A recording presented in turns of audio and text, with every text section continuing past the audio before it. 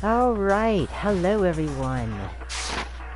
If you're joining as a VOD, a little silence at the beginning, I was just giving some people time to jump in. So we're gonna be starting off right away with some craziness, because we left off last time with one of our fellow students, Chiaki, getting murdered, and we found her in this... I think it's a weight room or something. Change room. Something like that. Anyways, we found her in here. So, we're gonna have to figure out who the heck did this and why, and look at all the evidence, and figure out what happened to her. No, there's more. Okay, let's talk to... Pay attention to the wall! Huh? I said it once already. There's a word written there. On the wall? Okay, so they really want me to look at the word. Let's do it. The word bloodlust is written on the wall in blood. So... I don't think it's any kind of dying message. It's just too strange. But you know, that thing about writing bloodlust in blood, doesn't it sound kinda familiar? A murderous fiend who kills again and again using a bizarre and brutal method. And at the scene of each crime, the word bloodlust is written in the victim's own blood. They're like a ghost, attacking suddenly, then slipping away before the police can catch up to them. If you weren't around for the first stream, they were talking about a murderer that everybody knows about, that they've heard about, before they were in this situation, before they were in the school. And what nickname did the internet give this mysterious serial killer? What? Genocide Jack! Genocide Jack. The mysterious fiend whose grisly attacks were famous all across the country. The ultimate murderous fiend, creating a reputation of abnormal, downright cruel killing. What is this? That this is some copycat killer trying to imitate Genocide Jack's style? But why would anyone do that? Perhaps it's the work of the real Genocide Jack. What? Wait, are you saying Genocide Jack is here in the school? No way! There's no way. But going so far as to write bloodlust at the scene? I am surprised at their stupidity. Well, I can't imagine a worse situation than dealing with a stupid murderer.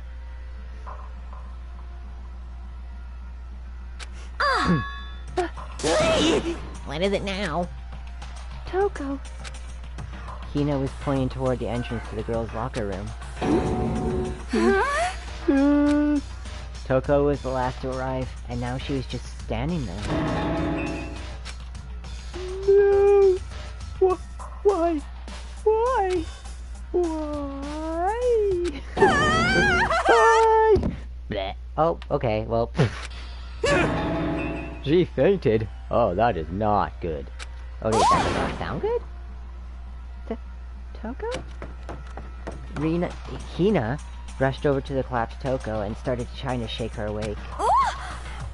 Toko, are you okay? Come on, wake up. Oh, that's right. I just remembered what she said about how she faints anytime she sees blood. Oh! So she is hemophobic. I imagine she does not watch too many horror films then. Obviously, Celeste. Hey, this isn't a violation of the rules, right? I mean, technically she passed out somewhere besides her room. No, I think it should be okay. The regulations prohibit sleeping. Like, on purpose. Ah. So since she didn't faint on purpose, it doesn't count. Gotcha. Just a second! Toko, can you hear me? Hey, you gotta wake up. As if she'd hear her. Toko suddenly shot awake, or as if she heard her. As in, she literally jumped up from where she was lying. It was such a strange reaction, I was at a total loss for words. She leapt straight up into the air, changing her stance as she did. In no time flat, she was just standing up. Ignoring the physical contortions she had to go through, her motions were totally haphazard. Huh? What? Sorry about that. I just got so shocked, you know, it happens, right? Was I the one? Toko, are you okay? I'm fine. I'm fine. Whoa, is that a dead body? Hey, are you dead? What the heck? She must have hit her head real hard when she fainted. The world has a front and back, a top aiming, and a bottom. A sea of truth and a web of lies. Well... This is quite concerning. I mean, she sounds completely different. No, everything's fine. At least... Oh, yeah, at least the stutter's all gone. That's a good thing, right? I see! It's clear to me that everything is not fine. Your eyes seem strangely vacant. It might be best if we take her back to her room for the time being. So, I don't mind taking her, but could somebody help me?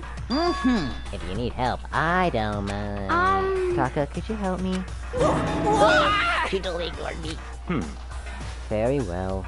You take care of the girl, and the rest of us can begin the investigation right away. Can I assume nobody has a problem leaving Sakura and Mondo on guard duty again? Hold on a second. We're rushing to an investigation. The mastermind isn't behind that. After what happened last time, surely you realize that. Don't make me repeat myself. There is no question that Chihiro was murdered by someone among us. Isn't that right, Monokuma? Of course! Right as rain! But don't take it as a bad thing. It's just a fact of life. Because... That's how graduation works. Then, it's happened again. Is that what you're saying? That another one of us killed a fellow classmate. What? Does that freak you out? You guys got no balls. You know that? Is there just nothing down there at all? Well, I'll let you pray to mine if you want. Actually, I don't have any either. Sorry. Stop talking. Stop monologuing and give us what you came here to give us. You did bring it, right? I sure did, chum. It's the Monokuma File! I know how much you must be looking forward to it. See ya later! So please do your very tippy-top best on this investigation. no way! I'm gonna make sure to actually read it this time. Do we really gotta do another investigation? Oh. Examining the corpse of one of our friends.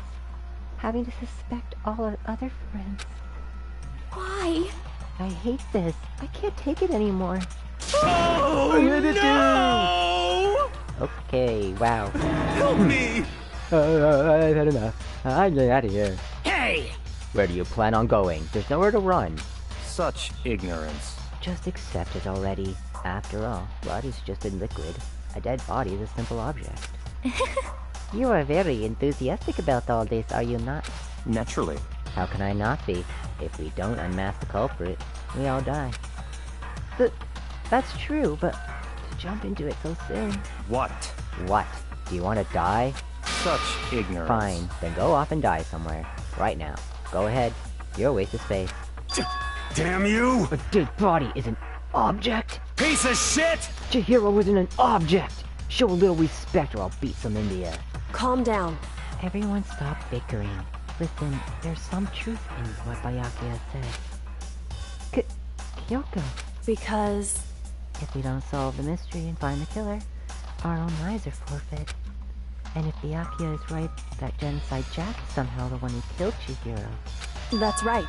then unless we do something, more victims could start piling up. What? Forget more victims. If we mess this up, we're all dead meat. Hey! Hey! Hold on. If that's your worry, you don't gotta worry about it any longer. In any one killing game, the guilty party may only kill a maximum of 2 people. What? I don't remember any rule like that. Actually... I just came up with it. I mean, if one person went around and killed everyone, your lovely student life would be all over, right? The new rule has been added. So then... In that case, why not limit it to one person? Hey! Well, in a good mystery, we don't want to miss out on at least the potential of a serial killer angle. Just one would totally murder that possibility. Punishment is waiting for you. Farewell for now. I'll catch you guys at the class trial. I can't say I understand his thinking, but if we can kill up to 2 people, then one more person's life could still be in danger. Which is Interesting. definitely not good. We need to uncover the culprit before something else happens. You son of a bitch! You need to shut the fuck up. So, Well, for now, Taka and me are gonna drop off Toko at her room. Nice. I'm gonna get dropped off. there is nothing to be done. We have no time to stand around here. We must begin our investigation quick. If we do not solve the mystery of who killed Chihiro, Is that okay? then we will quickly follow her into the afterlife. That's true. I hate this, but if I want to survive, me and everyone else, we have to do it. We don't have any other choice. Alright, time to investigate, guys. Yes, better check the Monokuma file to see exactly what's going on. The victim was Chihiro Fujisaki. The time of death is estimated to be around 2 a.m. The body was discovered in the girls' locker room on the 2nd floor of the school. The cause of death was a blow to the head with a blunt object. She was killed instantly. Well, at least she didn't suffer. I mean, it looked like she did at first with the way her body is thrown up like that. That's all it says. Well, it's not like there's any point complaining about it. No matter what, I gotta do what I gotta do. Hey, Makoto, do you have a second? Huh? Do you need something from me? Naturally. Of course. Life without purpose is quite dull, you know? Okay, so what do you need? I'm going to let you cooperate with me during my investigation. Huh? What? I'm purchasing your talent. The same talent which allowed you to solve Sayaka's case. Solve? No, I just... Stop talking. You seem to have some limited use, which is why I've chosen you. You have the honor of contributing to my investigation. So, you're inviting me to come with you. You're doing it in the most arrogant way possible, though. Let's go. Now then, shall we get started? But... we need to get moving. There's no time to be standing around. I don't really know what just happened, but looks like I'll be working Byakuya on this one. Okay. I could feel the life draining out of my own body. It's a dead body. Chihiro's dead body. Very strange. But the more I look, the more strange it all seems. This must be Genocide Jack's handiwork. Well, but we're still not sure he did it. Is that what you want to say? I wonder about that. I don't know what that laugh is all about, but okay. There's a dumbbell on the floor, and this is bloodstain. There's a bloodstain on the dumbbell. The Monokuma file said a blow to the head with a blunt object is what killed her. Does that mean this dumbbell was actually the murder weapon? That's right. I don't imagine it could have been anything else. And they just left it sitting there on the floor. The word bloodlust is written on the wall in blood. What's the meaning behind it? Bloodlust. Well, we already know that. Try to talk to... There we go. She took her time examining Chihiro's corpse. She poked and prodded, going over every inch of the lifeless body. You're a very strange woman, you know? Being able to touch a dead body with absolutely no trouble. She seems to be concentrating pretty hard. It's like she can't even hear us. Alright. The poster's got some blood on it. It must have happened during the murder. That's a strange poster to be in a girl's locker room. But okay. I use this locker room all the time. Now, it's become the site of Chihiro's death. But why was she killed in the locker room? Actually, if you think about it, she could have been killed somewhere else than carried here. She was very light, that is true.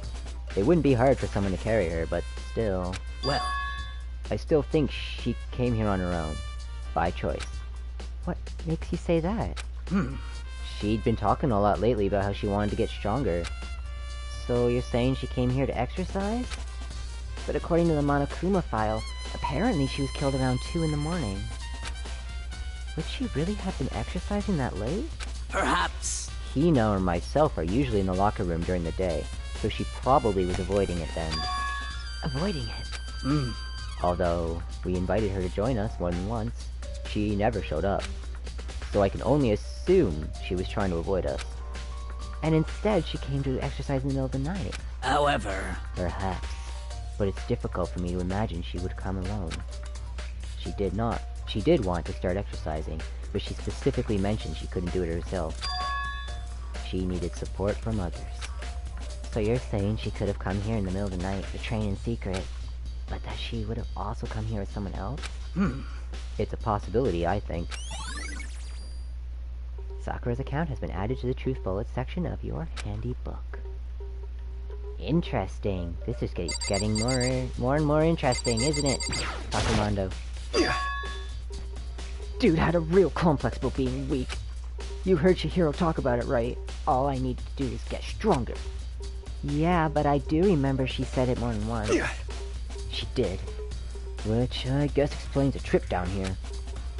But did she really need to get stronger that badly? You already mentioned it, but she was a girl, after all. Most girls aren't all that strong. I don't know, man. Haven't really thought about that stuff. The cause of Chihiro's complex. I can't help wondering what it might be. Now I believe it's about time for us to move on. Huh? Already? What? New clues won't magically appear by standing around here. We need to check every aspect of this case. That's true, but... Let's go. If you're satisfied, let's hurry up and proceed. He's so pushy! I got caught up with the wrong person this time. Well, Kyoko was in La La Land, so we couldn't talk to her. So, this is our next location. Huh? This place is related to the investigation? Figure it out yourself. It's no fun if you don't. Right? Okay. So he's helping, but not really helping at the same time. There's a bunch of different pool-related items on the shelf, which have nothing to do with the case. Okay, cool. But we should investigate everything. Flotation donut. Yeah, alright. I had a feeling that wasn't related. That's not even the scene of the crime, idiot. Oh, okay. Sorry. It's a Gatling gun. This gun was used to... no, that's impossible. If that were true, Chihiro would be riddled with bullets. Bullet holes. Bullet holes.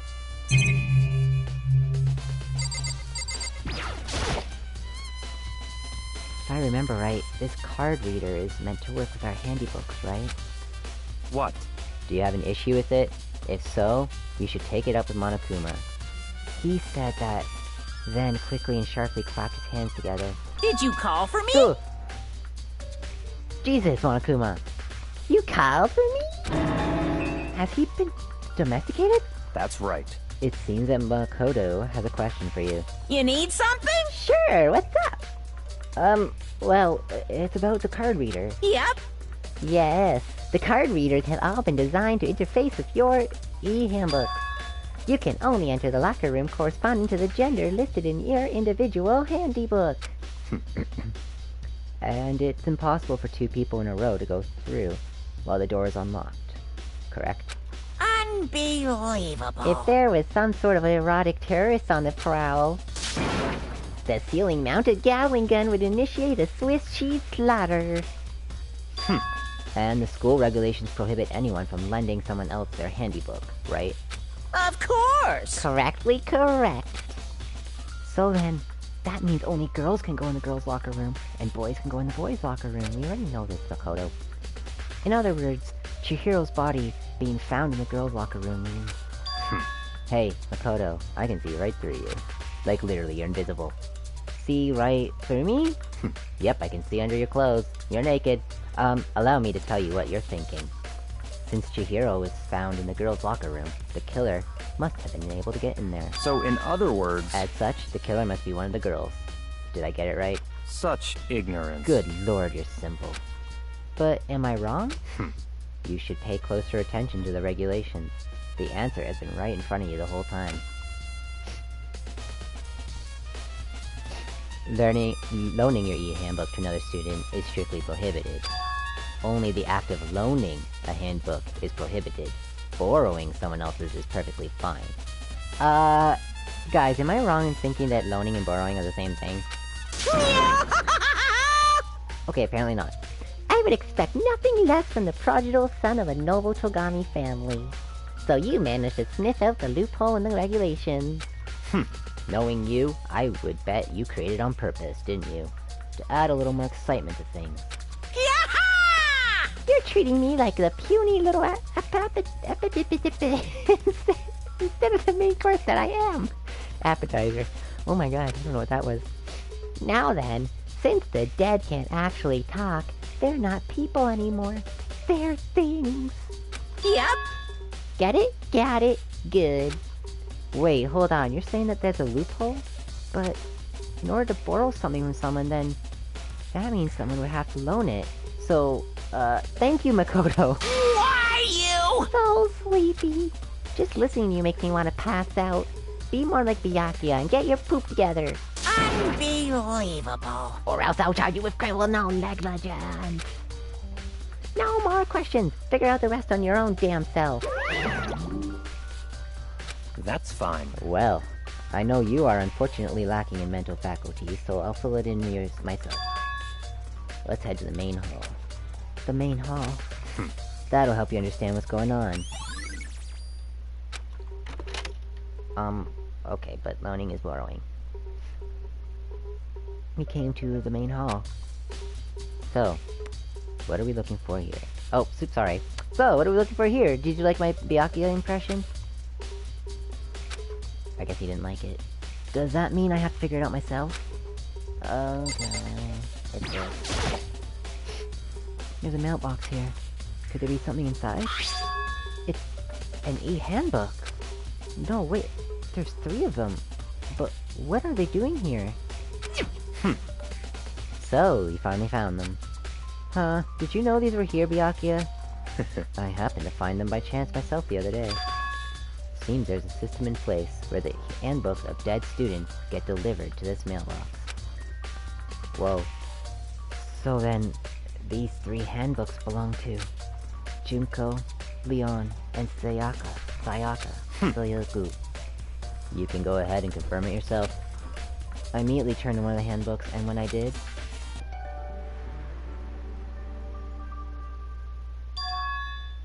You're right. This is Sayaka's handbook. Now do you understand? This is the key to the loophole that I revealed earlier. Yeah, I feel like I'm starting to get it. Should pay close attention to regulations. The answer's been right in front of you the entire time. Loaning your e-handbook to another student is prohibited. Only the act of loaning a handbook is prohibited. Borrowing someone's is perfectly fine. I see. Yeah, now that I understand. What? Hold on a second. What's wrong? Very strange. That's strange. One of the handbooks won't turn on. Is it broken? Whose is it? The other handbook showed Junko's name when I started it up. Then the one that won't turn on must be Leon's, right? I see. It would make sense, yes. After all, he did get pummeled with dozens and dozens of baseballs. Pummeled with baseballs. The memory of it came flooding back. That cruel punishment, which led to Leon's death. The execution that the mastermind concocted. A cruel, heartless death. You're right. It wouldn't be surprising for the handbook to break during that kind of assault. Damn it! Hey! Hey! Hey! Now I'm... What? That e-handbook is essential to student life here. Crucial, integral, instrumental, a super big deal. There's no way it would break that easily. But it did. That's impossible! If I say it wouldn't break, it wouldn't freaking break. It can withstand up to 10 tons of pressure, and it's waterproof up to 100 meters, okay? I don't care how many baseballs you hit it with, it wouldn't do crap. Oh, but even my amazing handbook does have one single weak point. It does? I can't hear you! But it's a secret! I wouldn't want you go breaking any more handbooks. What? Then Leon must have broken it somehow without realizing what his weakness was, right? Hard to say. You know what I think? I think it's his handbook isn't actually broken. What? But you might ask, how can that be? Oh, he's gone. Leaving the question hanging in the air, Monokuma disappeared. What just happened? Monokuma said it's not broken? But it's an undeniable fact that it's not turning on. That's fine. Well, I don't see any connection to the case, so it doesn't matter for now. You think so? Either way, something about it still bothers me. Okay then, this should be enough to get things rolling. See me rolling. Let's begin our investigation in earnest and track down the true culprit. Yeah, we need to find out who killed Chihiro. To be exact. Not quite. Not quite. Oh my god, riddles and riddles and riddles. What do you mean by that, Byakuya? To be exact, not quite. Certainly, I want to reveal Chihiro's killer, but more precisely, I want to discover the true identity of Genocide Jack. That... you really think? You truly believe Genocide Jack is the one that killed Chihiro? Don't make me repeat myself. Absolutely. I have no doubt that Genocide Jack is the culprit to this case. That murderous fiend is Genocide Jack, right? What? There's nobody else it could be. A murderous fiend who kills again and again using a bizarre and brutal method. They're like a ghost, attacking suddenly then slipping away before the police can catch up to them. And what nickname did the internet give to this mysterious serial killer? Genocide Jack. They say he's killed thousands of people. Whoa! But that's gotta be an urban legend. Still, could one of us really be a demented psychotic killer like that? You're not wrong to wonder. But words mean little right now. I have something that will prove it, and I can show you. It's my wiener. Okay, I'm just kidding. I don't know where my brain is today, guys. I'm sorry. Wait, am I gonna talk to him again? Nope. Don't. Hold on. There's still something here waiting to be checked. What? What? The door? The hunk of metal blocking the entrance seems like some kind of machine. Nope.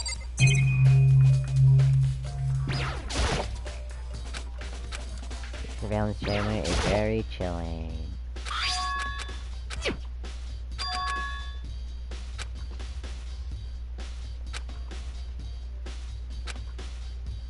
He's very bothered by that. Handbook not turning on. What is still here? I don't see any clues around here anymore. No, I don't. That's why I'm confused.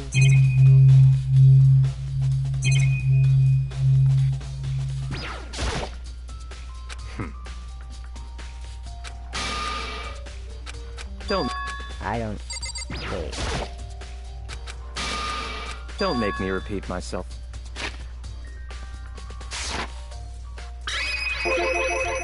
What? I feel like I'm in a time loop. And I can show you, and then he doesn't say anything.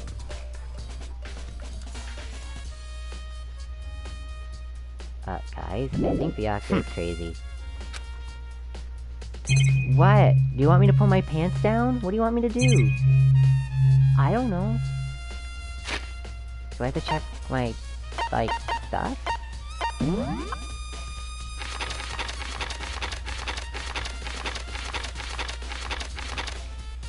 Oi. Oi, oi, oi.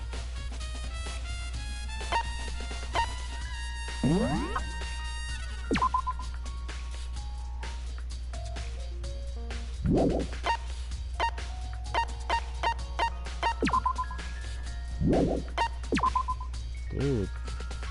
I don't know, man.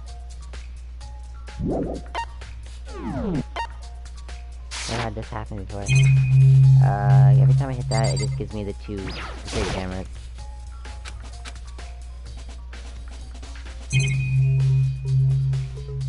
Guys, do you know what I'm supposed to do here? 'Cause I have no idea.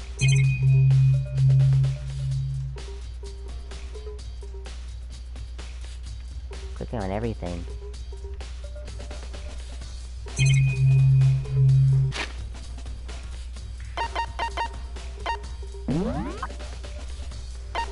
I don't know what to do. I can't figure it out at all. Aw, Chihiro.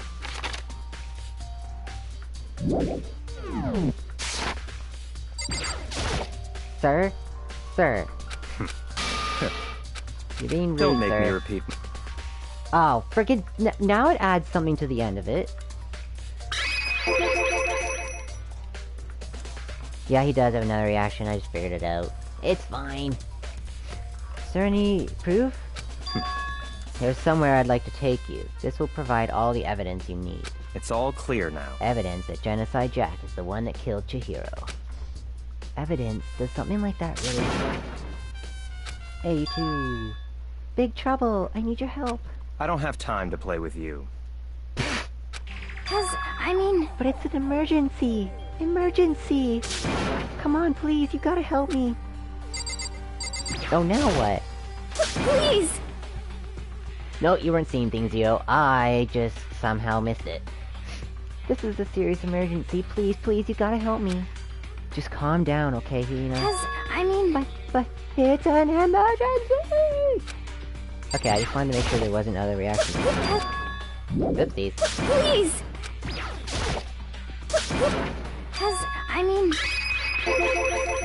Emergency, what happened? Well... Something's wrong with Toko. She's acting super strange. Well, I mean, she was acting pretty strange earlier, right? What should we do, Byakuya? Very strange. Since it's Toko, I must admit I'm intrigued. I suppose we can take a second to see what's going on with her. Are you sure? Don't make me repeat Don't make- myself. Yeah. I didn't expect that. I thought for sure he'd just say no, and that'd be the end of it. Yeah! Okay, come on, hurry. Wait for us, Hina. Let's go. Looks like she headed to the dorms, to Toko's room, most likely. You're right.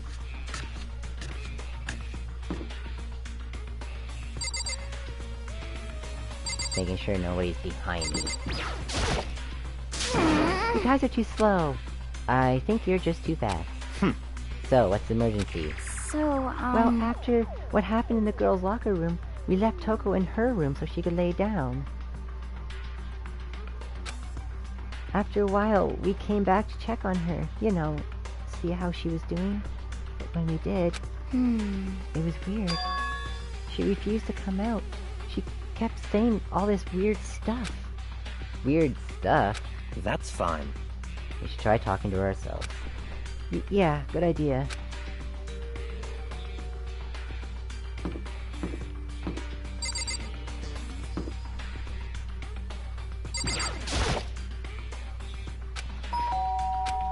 The door was swung open slowly and silently.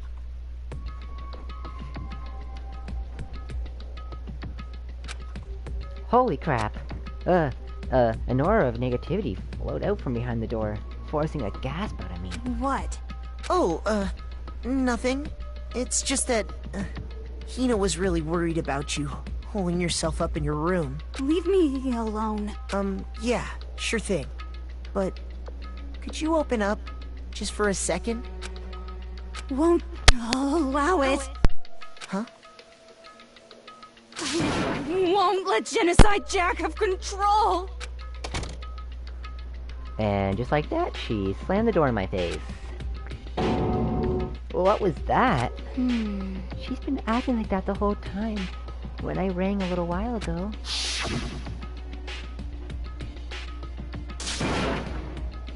I'll drive out the killer. Drive out the murderous thief. Doesn't make any sense, right? I was afraid to leave her in there alone, so I tried to bust down her door. But it felt like something was holding it shut on the other side. I couldn't even budge it. Toko was scared enough to even bar her door? Does she think the same thing as Byakuya?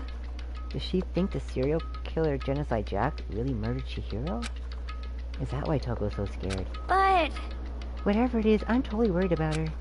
Isn't there anyone who might be able to persuade her? Oh, okay. So it's not me. Well... I don't... Oh. Hey, Byakuya. You think you could ask her? To come out of her room, I mean. That's fine. Sure, whatever. Huh? You're gonna talk to her, Byakuya? Wow, I guess you can be nice when you want to. Byakuya stood in front of her door, not making a sound, and pressed the doorbell. After a few moments... What do you want? Leave me alone. You're all so annoying. Byakuya! It's Byakuya. I'm sorry, I couldn't keep her promise. Don't worry, never again. I won't let Genocide Jack have control ever again. And with that, the door slammed shut. Even Byakuya couldn't pull it off. There's nothing else we can do. Let's go back to the investigation. Hold on. Hey, Byakuya. What was Toko talking about just now? Something about a promise? What? Huh? Oh, I have no idea. Another one of her delusions, I'm sure. But... Stop talking. I say I don't know. That means I don't know. Just let Hina take care of her. Oh, yeah, okay. I'll stay here and keep an eye on her. Aw, Hina, you're best Let's girl, go. man. Well, then, let's go. Without waiting for a reply, Byakuya sped away. Byakuya! Ugh, and I hurried to catch up. I tried to talk to him several times as we walked, but he didn't even look back, yet alone say anything. He just kept on walking toward his destination. Finally, his feet brought him to a stop in front of a certain room. Or, hallway.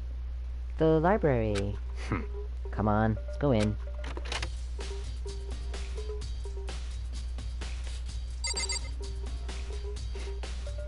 Nina's a great friend. Yeah, totally. I like her. I guess we'll just talk. Yeah. Is the evidence that proves it was Genocide Jack really in the library? Don't make me repeat myself. Don't make me repeat myself, he says. Over and over and over. Alright.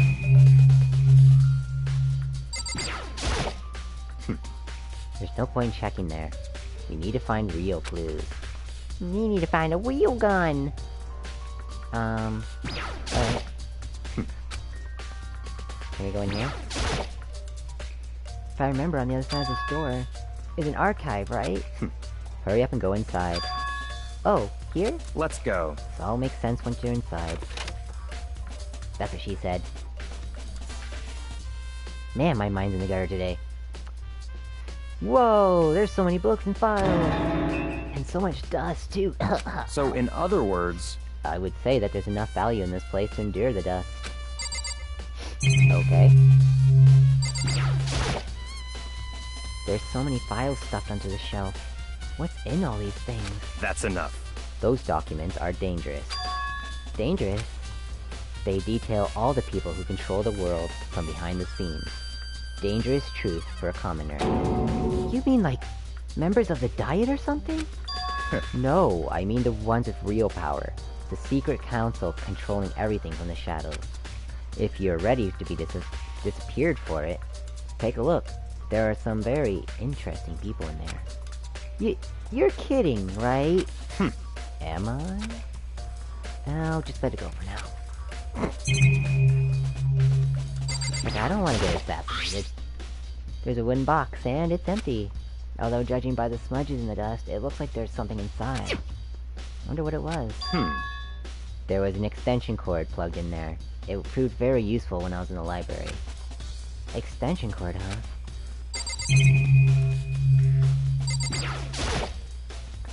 Shelves tight with files. Without really thinking about it, I picked one at random. Ah, you have a sharp eye indeed to select that file. Huh? That's right. That's the report on a presidential assassination. The original is kept in the National Library. Oh yeah, people ship them like crazy. Actually, the person I watched play this the last time was shipping them the whole time. I won't be declassified for another 30 years. Are you sure you want to look at it now? Not I won't, it won't. There's no detail. There's no telling whose crosshairs you might wind up in for peeking at it. Without making a sound, I return the file to the shelf. If you pay attention to your surroundings, you're sure to discover that value for yourself. Well, I tried to put that earlier. Huh? The desk lamp. Oh yeah, it's the same one I saw Byakuya using in the library before. What? Do you have a problem with that lamp? It was here before, then I moved it over there. It was too dark over there, so I thought I'd put it to good use. Oh well, we got a coin, so that's cool. Helps with the camera. Steven said Brown's camera here.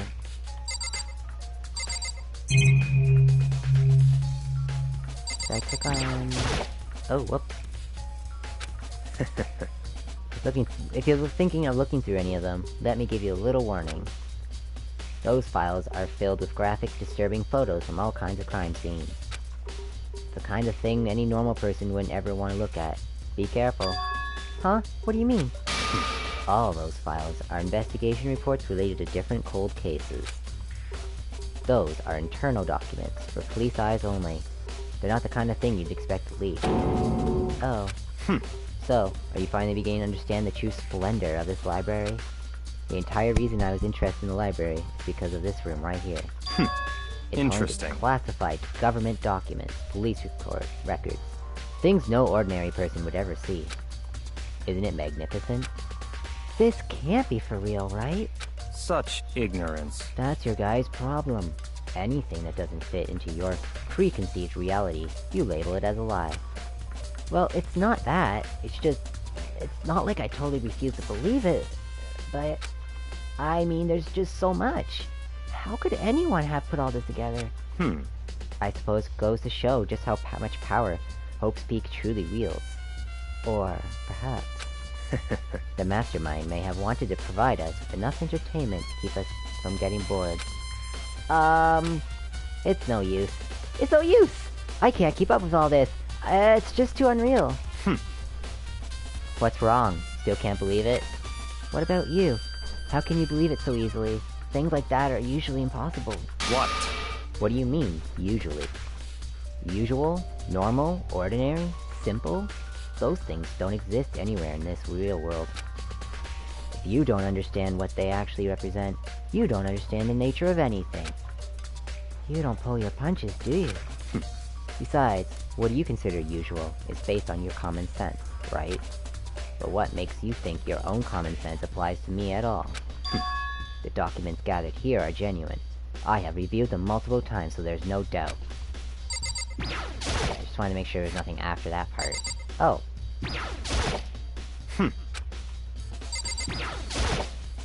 I'm trying to click the bookshelf.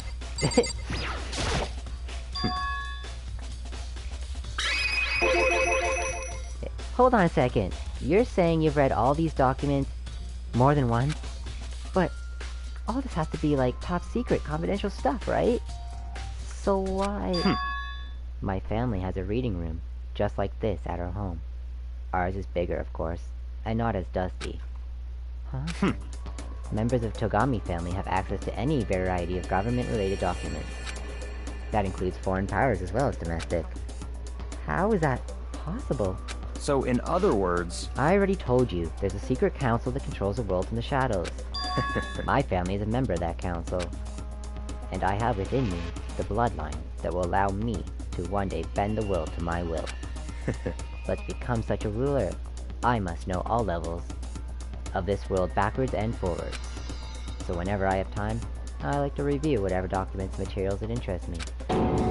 Which is why I can proclaim, without a doubt, that the materials gathered here are the real thing. This is beyond believing or not believing. Byakuya is actually starting to scare me more than the actual mastermind. And what always interested me the most were the cold case police investigation reports. Reading through those reports has always been a hobby of mine, ever since I was little. It's excellent mental exercise. I've solved more than a few of those cases just by reviewing the reports. And among all those reports, one of the recent favorites is the Genocide Jack case. As he talked, Byakuya grabbed a specific file from the shelf. That's right. This is the complete case file. Every single report surrounding the Genocide Jack cases has been compiled in here. Because there are so many, allow me to quickly summarize the main points. So he's with the Illuminati, basically, yeah. To begin, there are two notable characteristics in every Genocide Jack murder. The first characteristic is that at every crime scene, the word bloodlust is written in the victim's own blood. And the second is that the victims are murdered, their bodies are suspended in a certain way. Bloodlust is written in blood, and the victim's body is suspended? It's exactly the same as what happened to Chihiro. Save your surprise. Best part is yet to come. For the second characteristic, where the victims are suspended, the only ones who knew about that particular fact were members of the police and other higher-ups. By all accounts, nobody in the media ever found out. In other words, no one on the news, no one online, nobody knew about that aspect of each crime. Only key officials and the killer himself knew about the act of mounting the victim. Now, if you recall Chihiro's corpse, her body was most certainly mounted in this fashion. So, how could the killer have known about suspending the victim? That's right. That's the key question. But in fact, the answer is quite simple. So in other words... The culprit isn't a copycat killer. It's the real Genocide Jack. In other words... That right there is the evidence that Genocide Jack has hidden himself among the rest of us. Then, Genocide Jack really is. Such a brutal, fiendish killer really is walking among us? Interesting. Things are really starting to get interesting, aren't they? I never imagined a killer with such a reputation would ever become part of our little game. Now, don't you think it would be good for you to take a look at what I've already seen? You might just manage to ferret out a clue or two. Such ignorance. If you get down on your knees and beg, I might even show you myself. Oh, you'd like that, wouldn't you?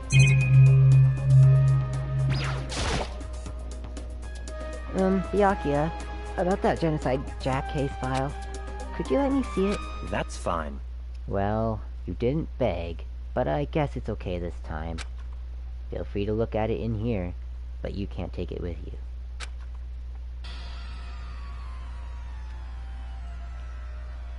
Byakuya handed me the file, and I flipped through it with tense, nervous fingers. Suddenly my hands stopped.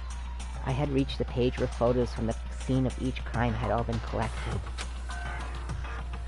Oh, wow. The names of Genocide Jack's victims ran on for several pages. Ken Harada, 32. Tetsuhiro Honda, 17. Shoji Gaku, 23. Kano Izai, 14. Takashi Yoshida, 30. I'm not reading all these names.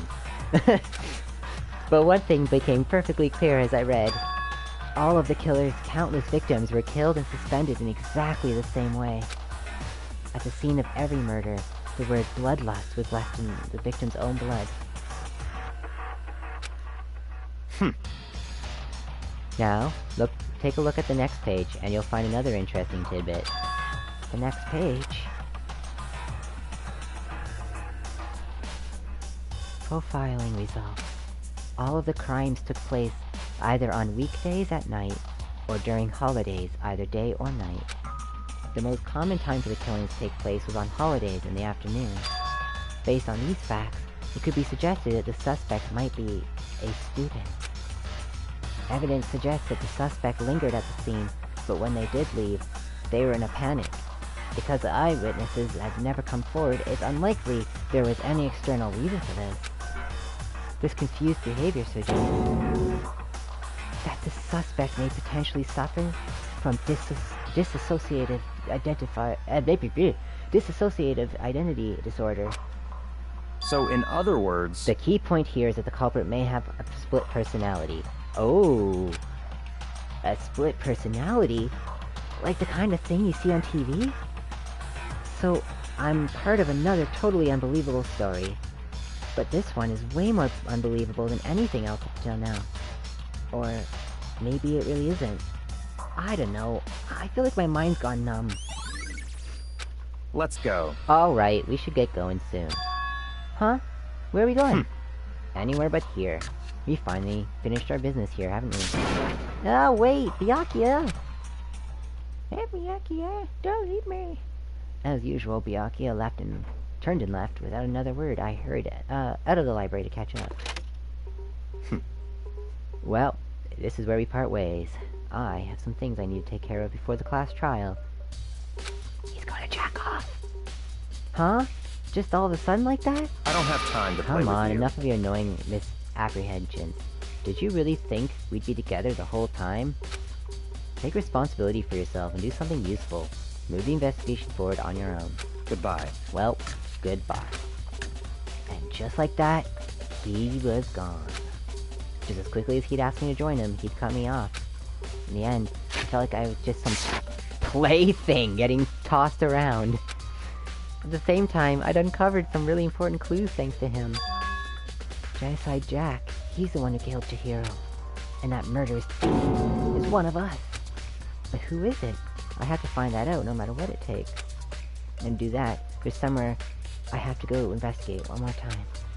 I have to go back to the crime scene. The girls' locker room. I should check the boys' locker room too. And the others might have come up with some info I might find useful while I'm at it. I need to find out everything I can. Okay, wow. That was a lot. But basically...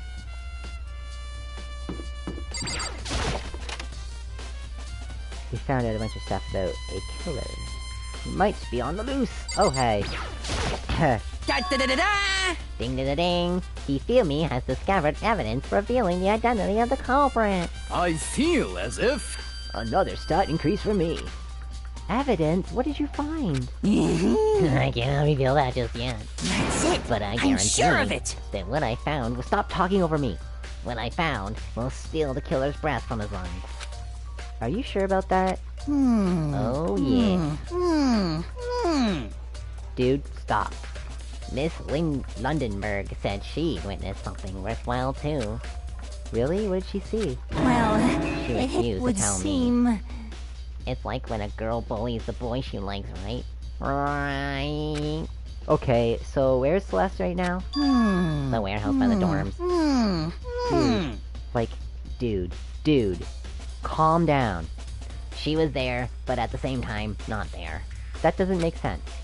What's it gonna be? Alright, well, whatever. I'm gonna leave him now. He is getting too excited about this. Celeste and her pizza! Oh my god, I haven't had pizza in a while. Huh? This poster. It's a popular boy band called Tornado. Huh. Somehow it doesn't quite seem to fit into the boys' locker room. Right? That's what I said about that poster in the girls' locker room. Oh, I think I just figured it out. Did you? There's a strange stain on the carpet. What is it?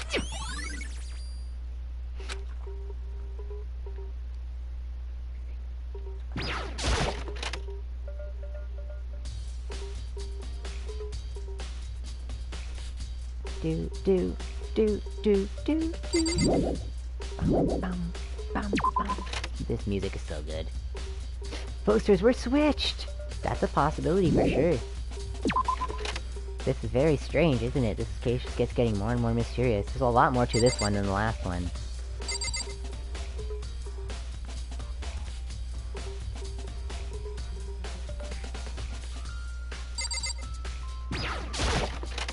A dog named Tornado? Oh, that's so cute.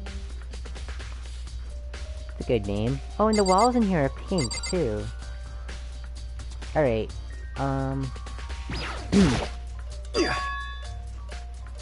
Oh, we already heard this part.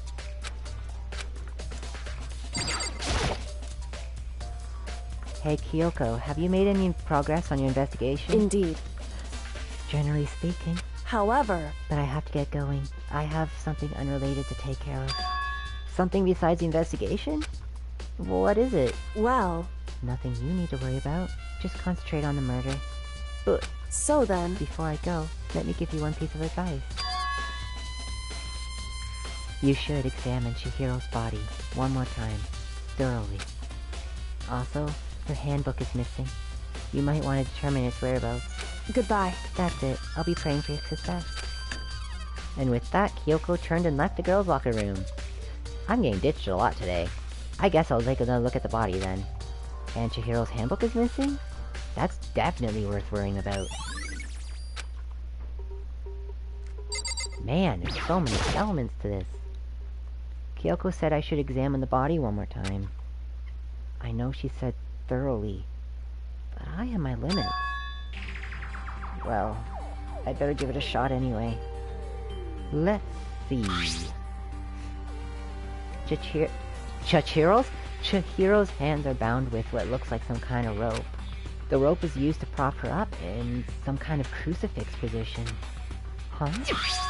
The rope has a plug. Wait, so then this isn't rope at all. But the more I think about it, the more that's not the only thing that concerns me. Chihiro's fatal injury was the blow to the head, which means someone struck her in the head in order to kill her. That's right. There's the issue of her being suspended and the fatal blow. At first I didn't see any reason to think too much about either of them. But seeing them again after looking through the Genocide Jack file, something's not right.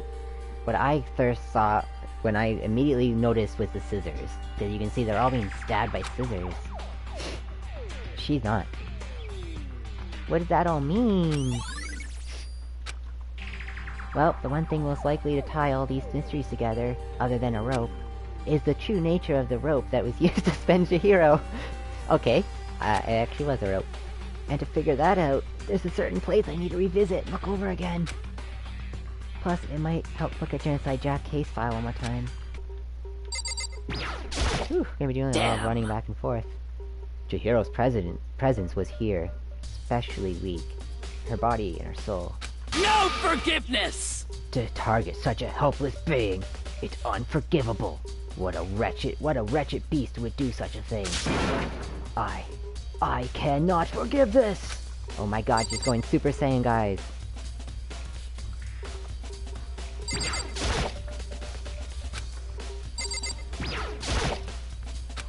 Oh, that goes out, cool. Alright, we'll just...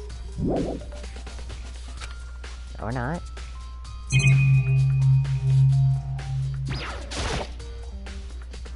It's a blood-stained poster. The blood is most noteworthy part, but... The big-breasted swimsuit model was pretty noticeable, too. A girl's locker room doesn't seem the kind of place you'd find something like this. Yeah, thank you, that's what I was thinking. Oh, but wait, that reminds me, the poster in the other locker room is... That's right, there's definitely something strange about this. In the boys' locker room, there's a poster of a popular boy band. In the girls' locker room, there's a poster of a big-breasted swimsuit model. Could the posters have been switched? But if they were, why? What reason would anyone have? Maybe I should talk to someone who knows a little bit more about locker rooms. Someone who knows about locker rooms. A locker room expert. You spend a lot of time exercising in the girls' locker room, right, Sakura? Of course. I've used it nearly every day since it opened up. Sometimes, Hina and I use it together. Okay then, let me ask you something. Do you think the posters in the boys' and girls' locker rooms could have been switched? I'm sorry. Sorry, I can't really say.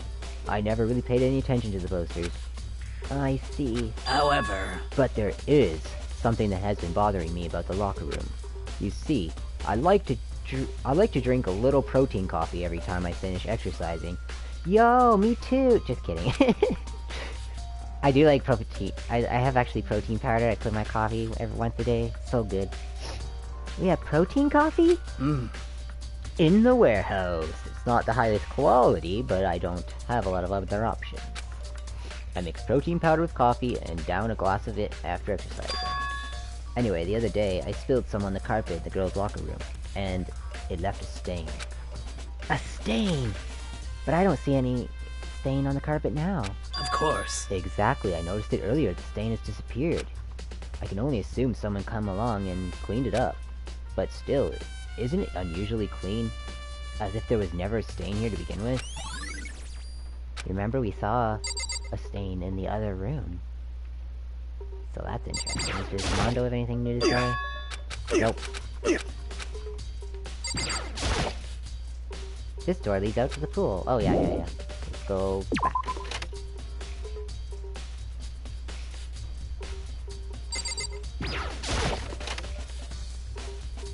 We definitely have to double check this. Because... when I first saw it, I thought it might be a blood stain, but it does actually look like a coffee stain. Okay, well he's not saying anything. Come on, Makoto. Sometimes you can be a real dope. Put two and two together. Alright, we're gonna go right out this time.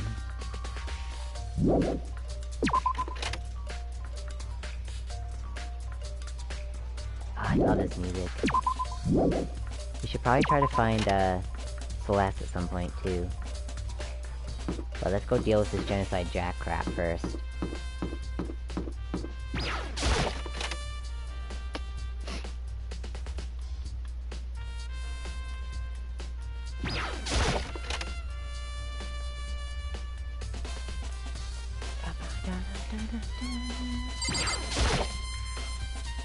I want to take another look at Genocide Jack's case file.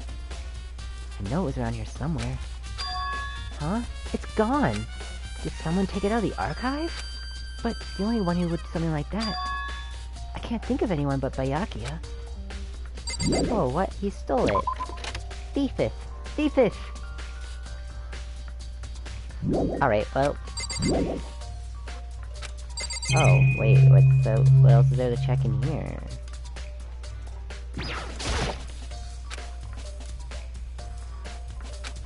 The mastermind probably took over abandoned school in order to start the killing game, which explains why there aren't any other students here besides it's not a real school. And then there's the serious issue that forced the school to close down in the first place.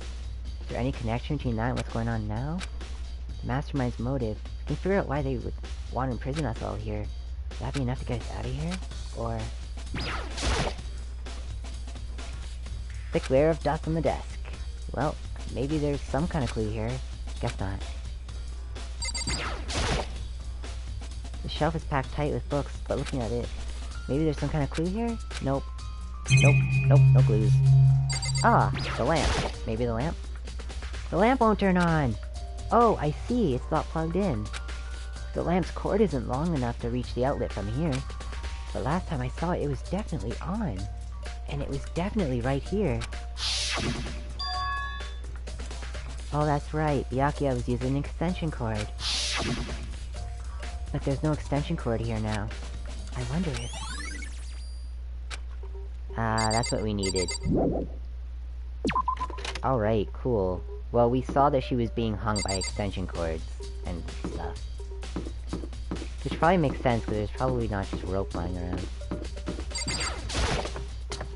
Let's see if we can find Celeste, because apparently she has some kind of clue or something. I'm gonna check the gym quick, because we're right here. I don't think there's anyone in there.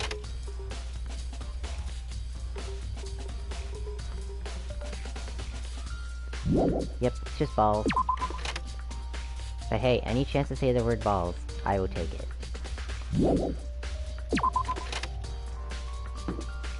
Back, and forward! Whoa, hello! Oh, we ran into you! How unfortunate. Maybe we should have confessed our embarrassing secrets after all. Damn it, I'm sorry, Chihiro. It's all because I wasn't strong enough. Oh, it wasn't your fault. None of us confessed. I am kind of curious what some of their secrets are. I won't lie. I feel like she's probably in the, cafeteria.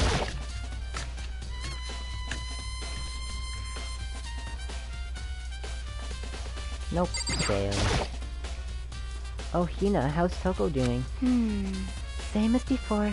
She won't come out, and she just keeps on mumbling something about Genocide Jack. So I just left her there. You left her? My head was all swimmy, and I was getting pretty hungry. Yeah! Oh, but don't worry. I'm gonna head back as soon as I'm done eating. Toko's not exactly pleasant, but I'm still worried about her. Speaking of which, what were you eating? Huh? A donut, of course. Of course. There's two things I'm sure God created. Outer space and donuts.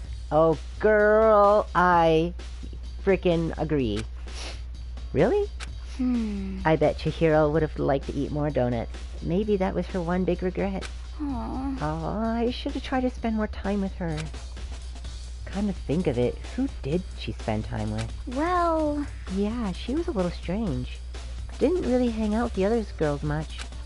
It was like she was trying to keep her distance from us. Yeah, me too. I want a donut now. Actually, Sakura said something similar. She said that even though you and her invited Chihiro to exercise with you, she always refused. Yeah, totally. Yep, it's true. And it wasn't just us either. It was like she stayed away from all the girls. Was she just shy? I don't know. She talked to the boys all the time. Isn't it kind of weird to be shy around your own sex, but totally fine with the opposite sex? Not really. I know people like that. Oh wait, maybe. Maybe she was used to guys spoiling her. The law says you can't judge a book by its cover, right? You think so? I never saw her as that kind of girl. No, she's not that kind of girl, man. There's something else going on here. We'll get to the bottom of it, don't worry.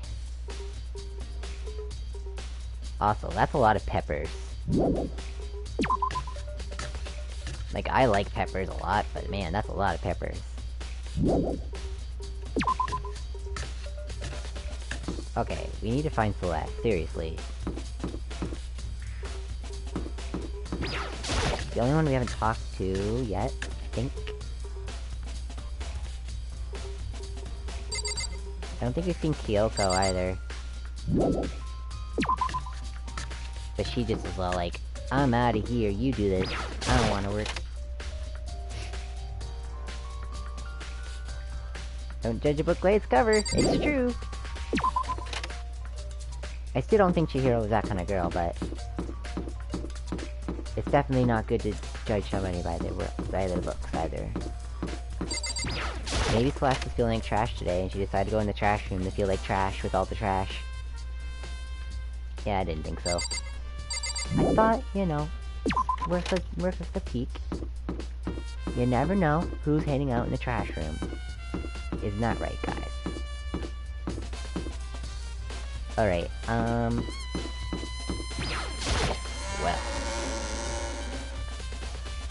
Holy crap, that gate's spooky. We're just gonna look in every nook and cranny until we can find this girl. So I think that's the only thing we have to do, really, is talk to Celeste now.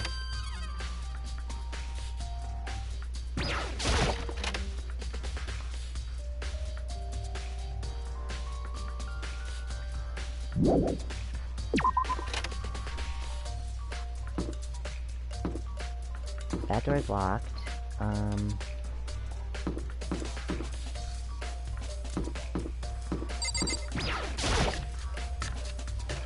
Oh boy, more hallway simulator, guys.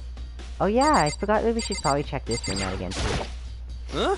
Oh, hey, Makoto. I haven't been up to anything myself, that's for sure. Definitely haven't looked inside the mailbox. There's a mailbox here, and inside are Jinko, Leon, and Sayaka's e-handbooks. It looks like the other handbooks of any dead students. Oh, that's right, we have to find Chihiro's handbook. Loaning is strictly prohibited, lending is against rules, in other words, no problem in borrowing one. Also, it looks like Leon's handbook refuses to turn on. The most irrelevant character in the game and anime, that is 100% true. Is this really unrelated to the case? Either way, something that still bothers me. He's always just like... just around, never really does anything. Ugh. It does make him a little bit suspicious, though. Do you know where Chihiro's handbook is? Hang on, I didn't look into the sauna. I just realized that. Yeah, let's go check the sauna out quick.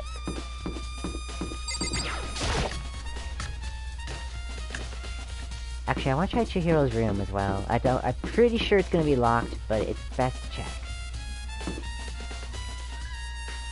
I don't think they do much with the rooms in this game, though.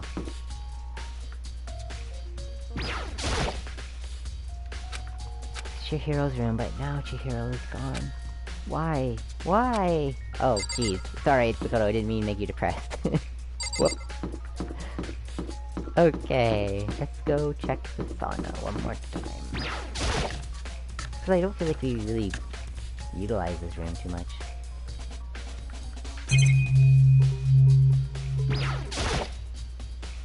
Lockers, and one of them's unlocked, but I don't see anything inside. Okay. Those massage chairs look nice.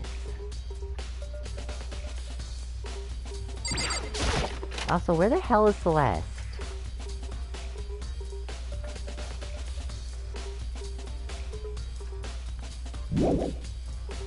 Yo, I like it.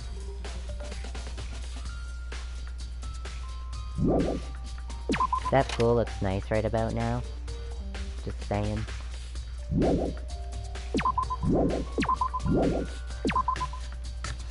Sorry, going too fast. Okay,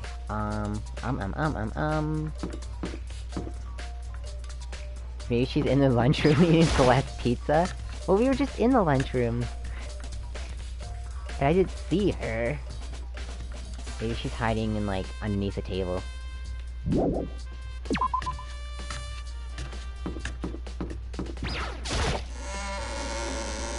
Let's try... Where haven't we been?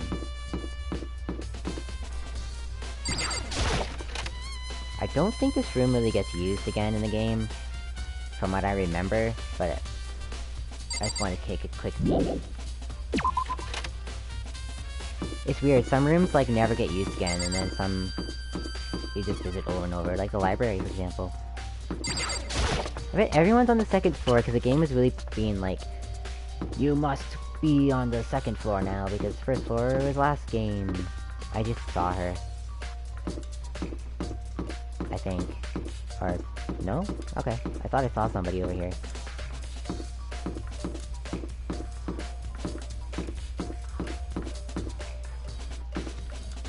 Wait, is that an actual kind of pizza? Because I thought you were just making a joke. I've never heard of a Celeste pizza before. The only Celeste I know is this one and the one from Animal Crossing.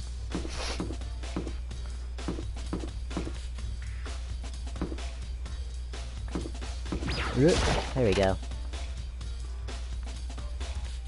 The movement's a little weird. Just double checking. Oh, for goodness sakes. I hate when you're trying to find a specific student and you cannot find them.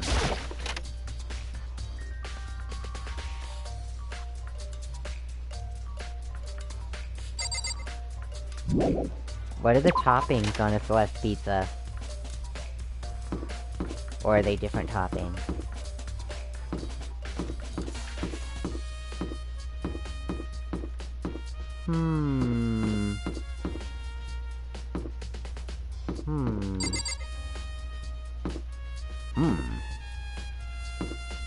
Maybe, she's in the guy's bathroom.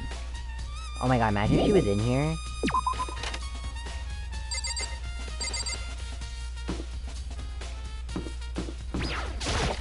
Okay, dude said something about her, maybe...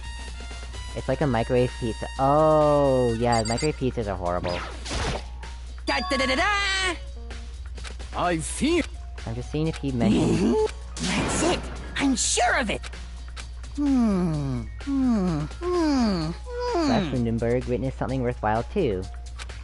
Well, it would seem... He doesn't... The warehouse by the dorm! What? What warehouse? Hang on a sec. Hang on a tick. Does he mean where the food and stuff is? Oh! Wait a minute. I'm remembering something.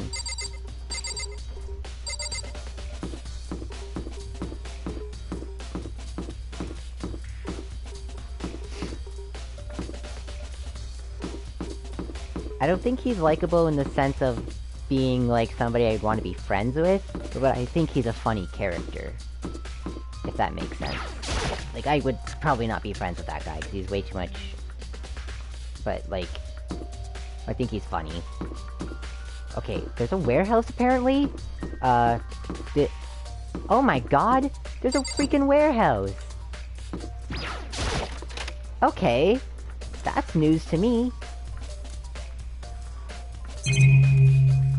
There's been a warehouse here this whole time.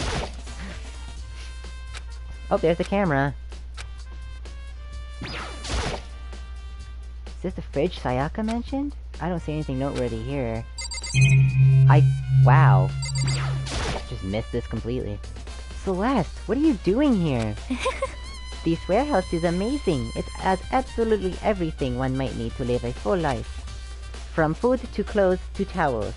There's an endless supply to choose from. I see that, but have you found anything related to the case? This is where she makes her less pizzas, that's for sure. I knew you were going to ask me about that. I thought talking about the warehouse itself might distract you, but I see it was pointless. Then you did find something. Very well, I will tell you, and only you. Actually... Last night I saw her here. Chihiro is in the warehouse. What? Really? Indeed. This was right before night time. What are you doing out this late? Oh, I was just... Are you planning to go exercise, perhaps? What? How did you know? Because I can see a blue track jacket sticking out of that duffel bag you're carrying. Oh, you're right. Thanks. Well, I'd better get going. I'm kind of in a hurry. She stuffed the jacket into her bag in a hurry. It was almost like she was trying to hide it. And just like that, she was gone. Yes, indeed. I assumed she was merely stocking up to go exercise in the morning, but it would appear she ignored the nighttime rule and headed directly to the girls' locker room. If she hadn't broken our rule, none of this ever would have happened. You get what you deserve, I suppose. So, apparently, she went to the girls' locker room late at night in order to exercise without anyone knowing. But the strange thing is, there was no trace of the track jacket or duffel bag Celeste said that she saw Chihiro carrying, which would mean the killer would have gotten rid of it somehow. There we go. And we never found her missing e-handbook. I'm getting tired of waiting. Shall we just plunge right in? It's the moment you've all been waiting for! The class trial! You remember where to meet, right? Oh, snap, guys. Please go through the red door on the first floor of the school. See you soon! Alright, begin the class trial, or it's about to begin. Or nothing, we have to go. The red door is right through here. Alright, so, we're definitely gonna make a save here. I don't think that worked. What the heck? There we go. Oh yeah, it did. Alright, so let's just go right into this. I can't close the map for some reason. Oh, there we go.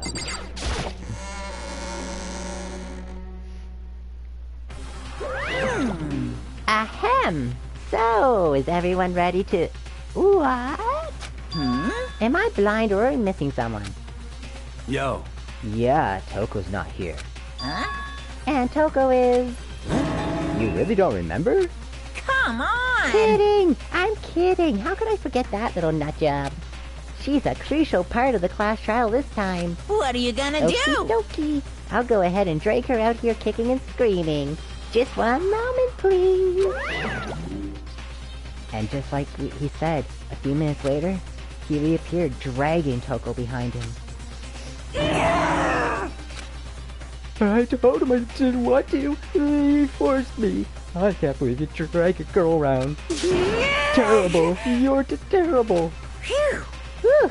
So now everyone's here, right? Okay then, hustle into the elevator and let's get this show on the road.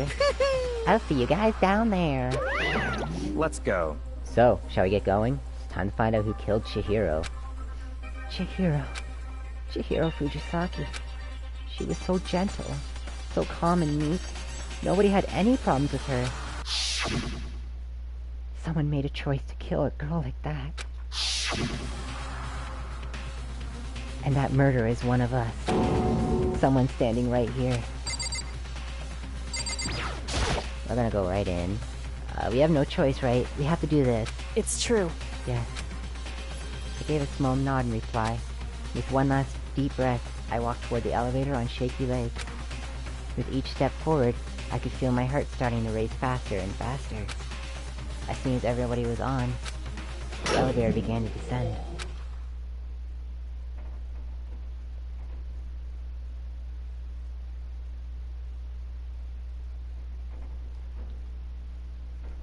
I couldn't get a handle on my emotions. I couldn't stop speculating.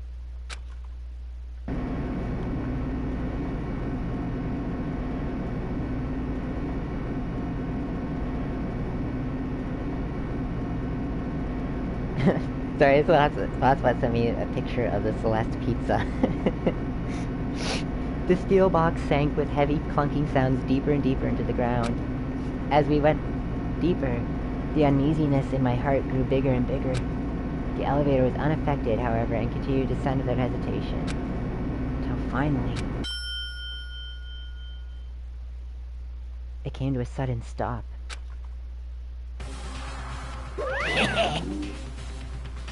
What do you think? I redecorated! Isn't it so fresh? Isn't it so exciting? Don't waste your time with stupid questions. Let's get this over with. Very Good, nice. good. You're rip-raring to go. Gotta say, I don't hate it, not at all. Well, Okay then. Let's get the show on the road. thrills, chills, kills! And so the curtain opened once again.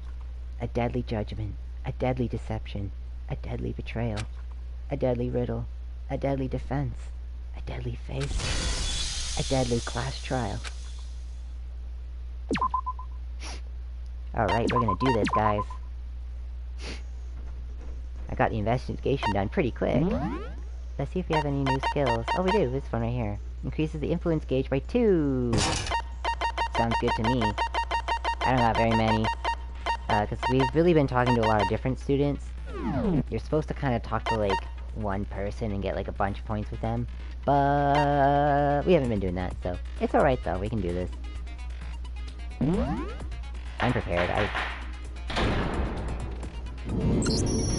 Let's begin with a basic explanation of the class trial. So, your votes will determine the results. If you can figure out who done it, then only they will receive punishment.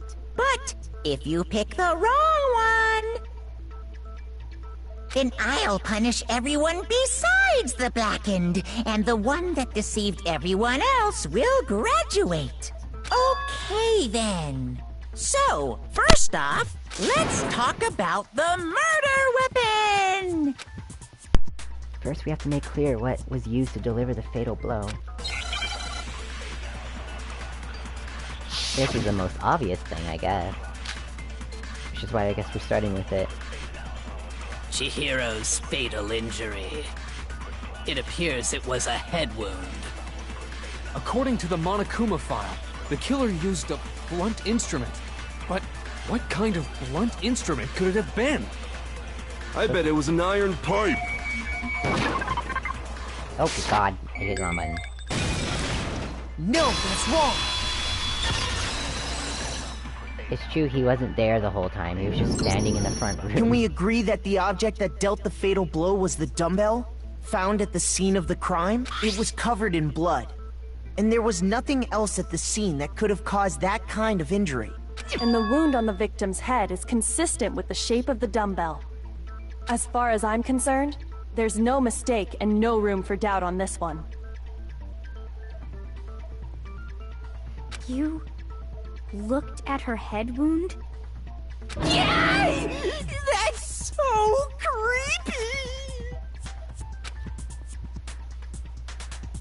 If you don't mind, I will proceed from here. Let's move on to discussion of the culprit. Yes, I thought if the person is accused and they weren't actually the killer, they do die as well. And only the killer escapes.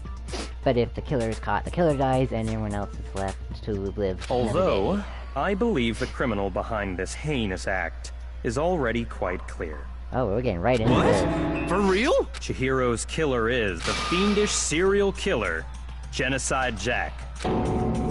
Genocide Jack, the fiendish serial killer. Did he really kill Chihiro? A new element has been added to non-stop debates. Would you like to hear more? Absolutely. For this debate, lines of white noise will appear to disrupt your reactions. Oh geez, this sounds horrible. Your truth bullets will disappear if they hit these white lines, so think of them as obstacles in your debate. But there's a way to keep this whole noise from getting in your way. This white noise. Press the X button to attach a silencer, which you can use to shoot down the white noise. Or if you shoot down an actual remark with your silencer instead of the white noise, the time limit will decrease, so take careful aim when you have your silencer out. That's what she said. Oh, but if your action difficulty is set to gentle, the white noise won't appear. Oh, okay, well I don't have any then. Thanks for wasting my time, game. The culprit is Genocide Jack. I'm sure of it. Case closed, as far as I'm concerned. No, because we don't know who that is. That's impossible! Why? What makes it impossible? Well, I mean, come on! There's just no proof for it. Wait, it's not letting me fire. I don't know who that is! It didn't let me fire. I was hitting circle and it just was like, nope. The culprit is Case closed. But Why? well, I mean, there's just no proof for Oh, it. it's triangle. For some reason I thought No, it was it's wrong. I might know one reason he could be involved. What? I found this file while I was looking around the archive in the I guess it's some kind of confidential file the police put together about the Genocide Jack case. What? That's kind of weird as shit, isn't it? What was something like that doing in the library? The why of it is probably weird more as shit. trouble than it's worth. So let's forget about that for now. More importantly, it outlines all the specifics of every Genocide Jack case in exceeding detail. According to the file, there appear to be two defining characteristics in every Genocide Jack case. The first is that a bloody message is found written at the scene of every murder. Oh, that's right. Boob lust. No. It's actually bloodlust. But more important is the other characteristic, and it's something that has never been made public. Never made public? What the hell is it? Why don't you tell them, Makoto? the other characteristic of every Genocide Jack case, which the world at large doesn't know. If I'm not mistaken, it has to do with the positioning of the body. Actually, wait, aren't both these things technically true? I got it! Oh yeah. Apparently, in every Genocide Jack case, the killer suspends the body in a certain way. Other than the killer, the only people who know about this are the higher-ups in the police department. However, Chihiro was most definitely suspended in the same way. So, how did the culprit know about this when only high-level police officials were aware of it? Could it be that they just read the case There's file, only dude? one logical answer I can think of. It's because the culprit in this case is the real Genocide Jack. No fucking way! No fucking way! You're saying Genocide Jack is one of us? Yes, in fact, it's Toko. What? Oh. Genocide Jack's true identity is Toko Fukawa. You lie! What? Hey, okay, wait, hold on a sec. Toko has, like, bloodophobia or whatever, remember? What kind of serial killer is afraid of blood? Is Toko Genocide Jack? Oh, The answer is yes and no. Split personality disorder. Another riddle? Man, why is this gotta be so complicated? It's not, you're just stupid.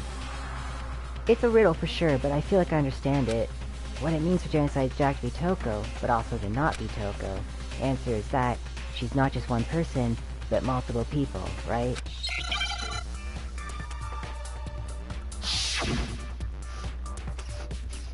Oh, geez, I have to spell something.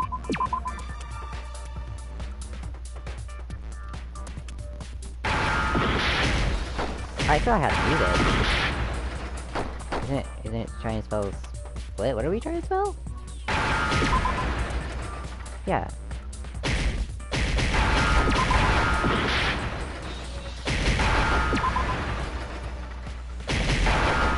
I didn't expect it to be that weird. I thought it was gonna be like... Now I understand!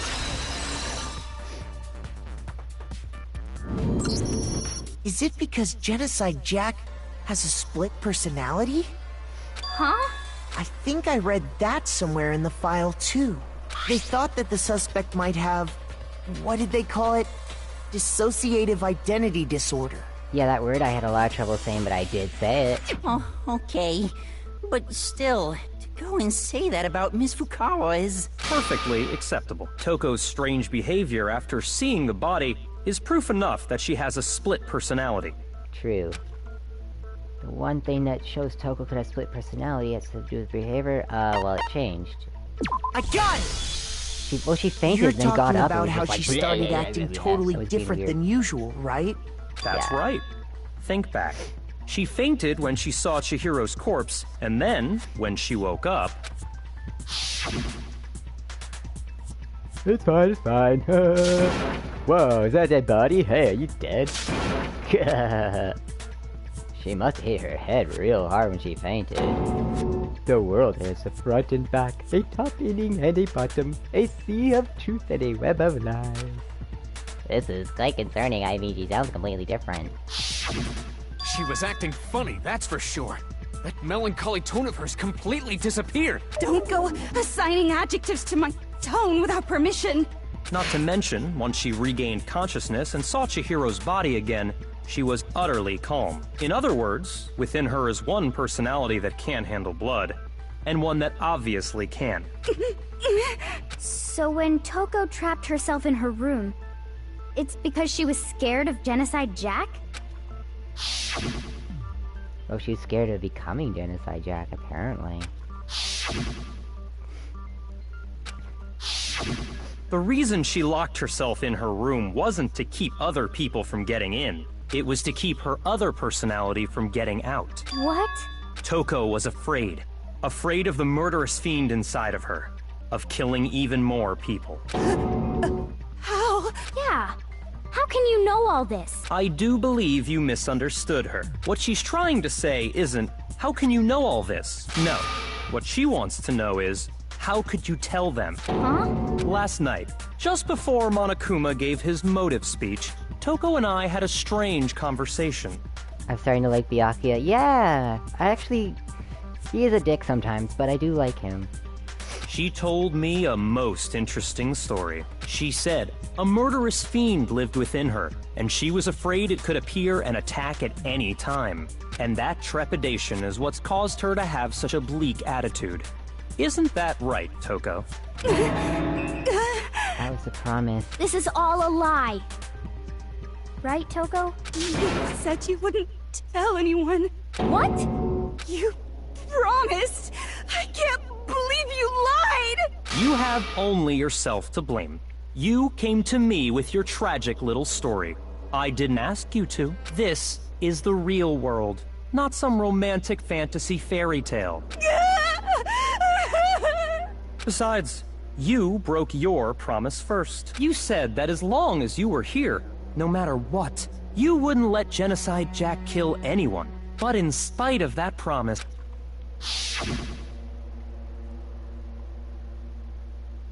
I'm sorry I couldn't keep our promise. But don't worry, never again. I won't let Genocide Jack have control ever again. You said if I kept my promise, you would go out with me. That's the only reason I promised. How many times do I have to tell you? I never said that, but you weren't able to do it. You just couldn't resist that rush you got from killing, could you? I I tried! I swear I tried to control it, But your efforts were useless. What a disappointment. I hate you. Well, the opening act is nearly finished.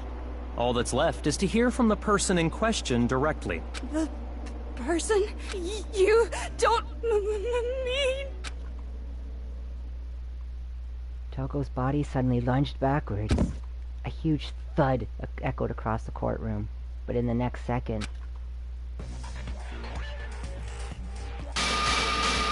Well, hello there! Is it me you were hoping to see? Yes! What the heck? So you figured it out, huh? Well, whatever. What are you gonna do? I'm the ultimate murderous fiend, Genocide Jack! Or better yet, let's go with Genocide Jill! What the fuck is this? Toko, what happened to you? Not Oh, Toko, my that's goodness. a loser name, and what happened is a textbook split personality. So what if one of them happens to be a serial killer? You should turn a blind eye to one's fault. She's so intense. Like they say, sound and murderous minds. This one is so different from the one we've come to know. Yes, well, the world is composed of a front and a back, you know. Just like how every inning has a top and a bottom, or how in the depths of every truth lives a little lie. Top and bottom. Behind every dark and gloomy soul lives another that shines as bright as the sun! Well then... This is a murderous fiend, Genocide Jack? This is...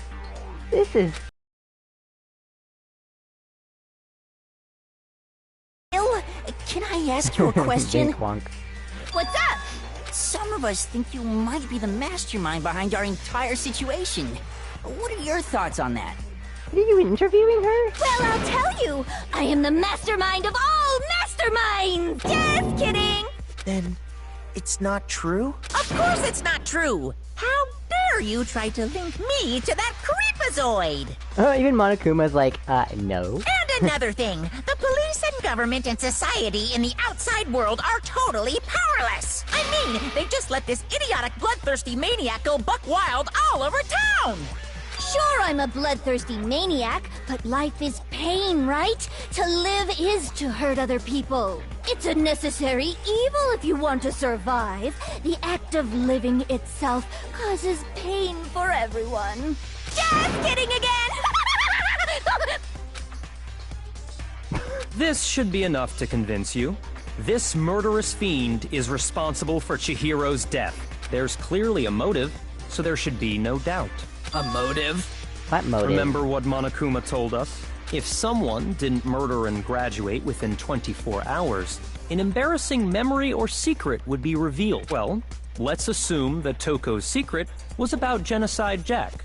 If a secret like that came to light, Toko's life would have undoubtedly been forever ruined. So she had a very clear motive to never have that side of herself exposed. Interesting. Very, very, very interesting. But sorry, as much as I hate to admit it, I'm not the culprit. Huh? But I cannot imagine anyone other than you could murder someone in such a bizarre fashion. Maybe so, but nevertheless, it's the truth. Do you really expect any of us to believe you? Yeah. I could never believe a word you say, you monster. I gotta believe her. Because if she did it, she would just admit it. Because she'd be like, oh yeah, I'm Genocide Jill, and I'm awesome, and I killed her. Yeah.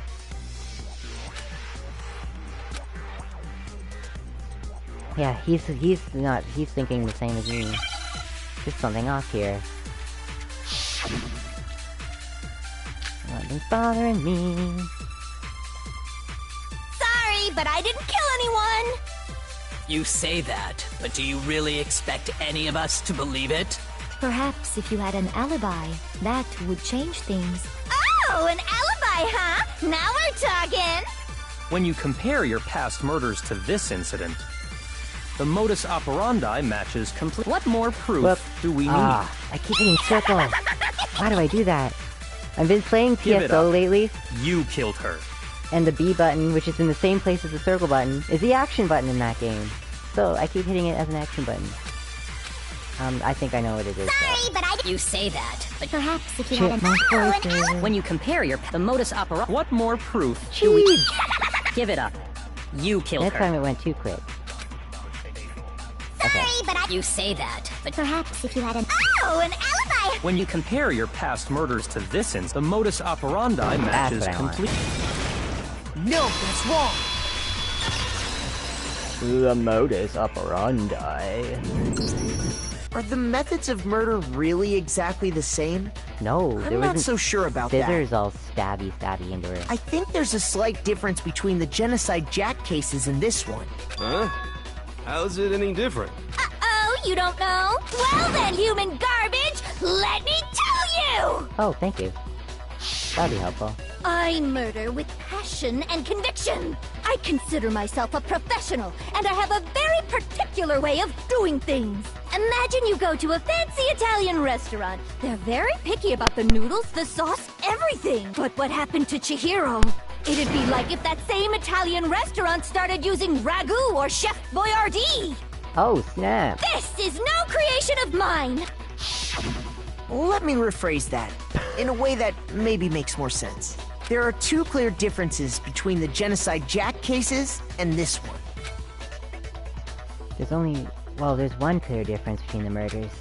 In the photos from the other Genocide Jack cases, look at the neck and stomach. Here you'll see a clear difference. I got it! For one, the cause of death is different. In the Genocide Jack murders, all the victims were killed the same way. According to the case file, they were all apparently killed with a pair of scissors. But Chihiro died from a blow to the head, right? Ah, yes. That is remarkably different from the other murders. Wouldn't it be strange for someone who kills the same way without fail to suddenly change their method? And there's more. One more conflicting detail. That's right! In my recipe of murder, if the bloody message is the tortellini, then the arrangement of the body would be the pesto sauce! You're making me want pasta. Please stop comparing killing people to cooking? So, are you saying the other difference has to do with how the body was arranged? That's right. The second difference is related to how she was suspended. In the photos of the other Genocide Jack cases, all the other victims were stabbed through their hands. Here you'll see a clear difference. I think it was this. I got it! Yeah. Do you remember what the killer used to suspend her? They used some kind of rope to hang her up by her wrists. What is your point? Well, in all the previous Genocide Jack cases, something else was used to suspend them. Specifically, pairs of razor-sharp scissors. And guess what? I used my own specially designed scissors for the murders and the arrangement! Like I said, I'm a professional, so naturally I'm very picky about the tools I use. And you know what else? Big Mac said there's two differences, but he's wrong. Big Mac! Big Mac? Are What the you heck? referring to me? Listen up, Big Mac. There's actually one more difference. Huh? My word, you really didn't notice? Take a look at who the victims were in each Genocide Jack case. There's a pattern there, just waiting to be discovered. Oh, they were all guys. A pattern? Figure that out, and it'll be plain as death why I couldn't have possibly killed that little lolly girl. Let's see. There was a pattern surrounding the Genocide Jack victims, and Chihiro didn't fit it. If you look at the names of every victim, what you'll notice is... I think I figured it out. Chihiro I was a got girl. it! Is it because Chihiro was a girl? Bingo! Bullseye! Right on the money! What are you talking about? In all the Genocide Jack cases, all the victims had something in common. Yeah, those are all guy names. They were all guys? That's right! The people I kill with such passion and conviction are all adorable little men! I can't believe I said it! I'm so embarrassed! What the hell is wrong with you? I can't help it! I'm just a full-throttle boy-on-boy fangirl, and the mopey side of me just hates it. But now I'm on the fast track to becoming a full-fledged fan madam! So, since Chihiro was a girl and not an adorable little man, you wouldn't kill her? Would an Italian chef suddenly start making ramen just because they're both noodles? Don't be stupid. I love her food allegory. I have too much passion and conviction to cross that line. That's the absolute reality of the one and only. We get it.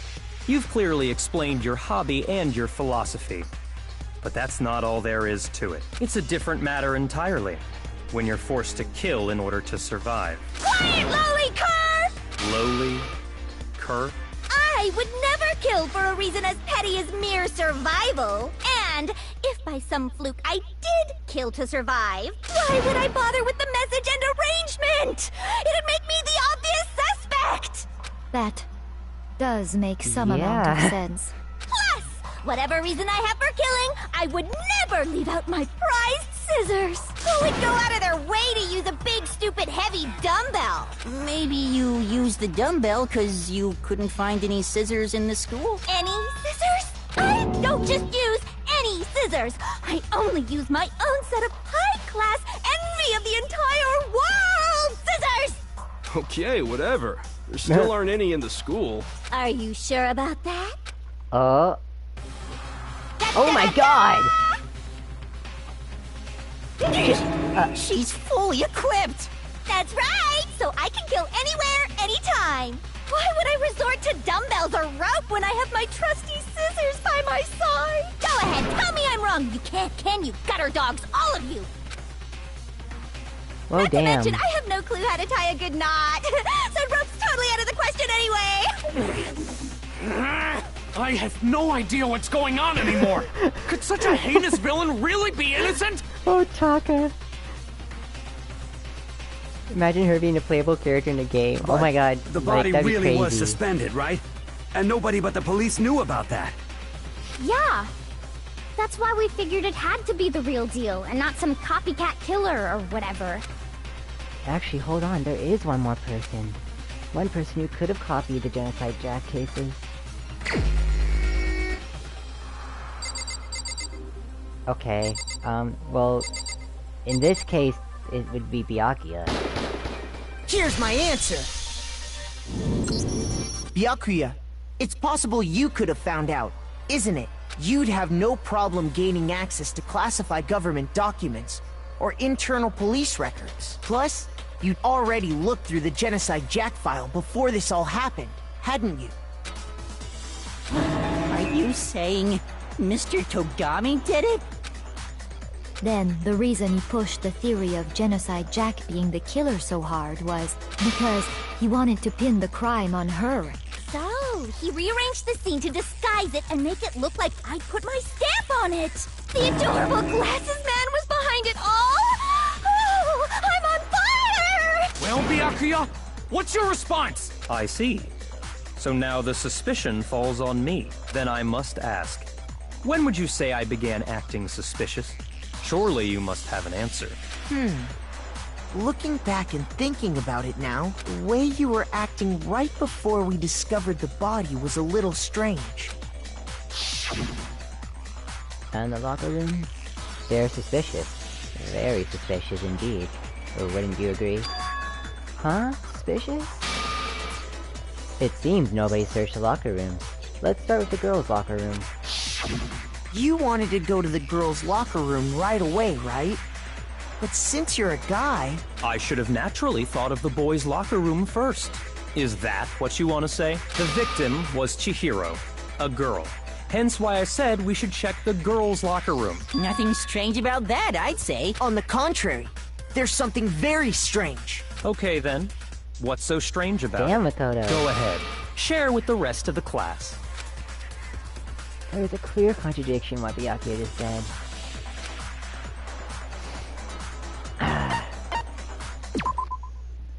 Next we're gonna add something called a truth flashback. If you aim at the weak spot and hold down the triangle button, then you'll memorize that weak spot. This memorized phrase can only be shot once as a single truth bullet. If you shoot or change the truth bullet, it will disappear from your truth cylinder.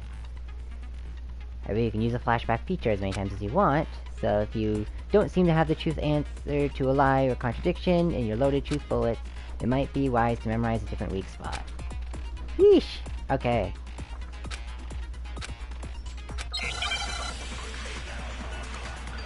So you can use their words against them, is basically what it's trying to say. So, you said Byakuya was acting kind of weird before we found the body. But he was acting weird... how?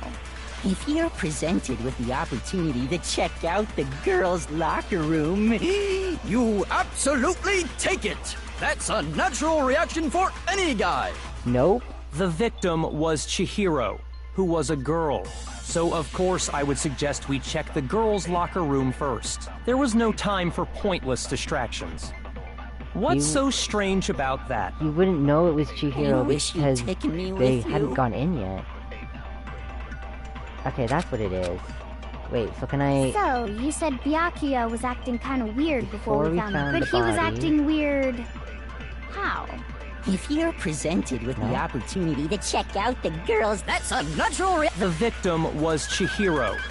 So of course I would suggest we check. There was no time. What's so strange? So do I use this to shoot the... So I'll use that to shoot the other one. So, you said Byakuya was acting kind of weird before we found the body. But he was acting weird...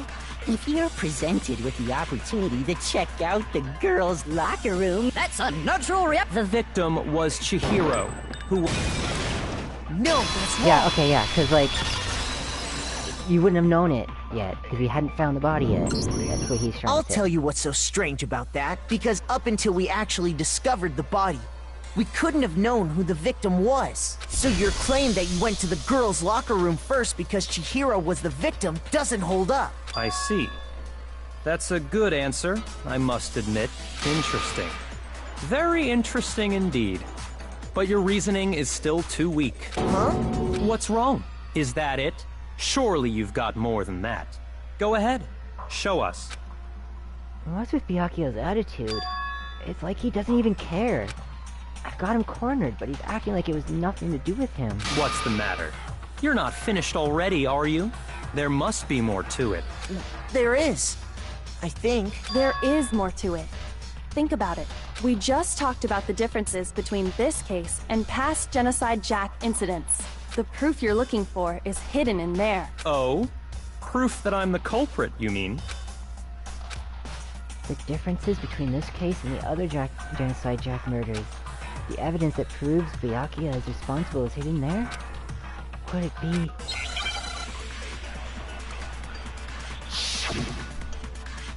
I don't even know what they're talking about. Oh, the death lamp. What? The difference between the cases? You want me to explain it again? That would be the When rope. I want to kill, I use my very own special scissors. And I use those same scissors to arrange the body. But Chihiro was suspended with... It was some kind of rope. Was it... That's right! It absolutely was! Then there must be something very fishy indeed about that rope. Hey, Byakuya, where'd you get it from, huh? I'd never seen that rope before in my life. Oh, crap. Obviously, somebody else must have had it hidden away somewhere. I'm glad I missed that, because I didn't mean to shoot there. You didn't use rope, you used a very specific object. Okay, so I need to grab the scissors. What? The difference between the cases? You want me to explain it? When I want to kill, I use my very own special scissors. And I use those same scissors to arrange the body. But Chihiro was some kind of... That's right! Then there must be something very... Hey, Byakuya, where'd you get it from? I'd never seen that rope before in my life. No? Okay. Shoot!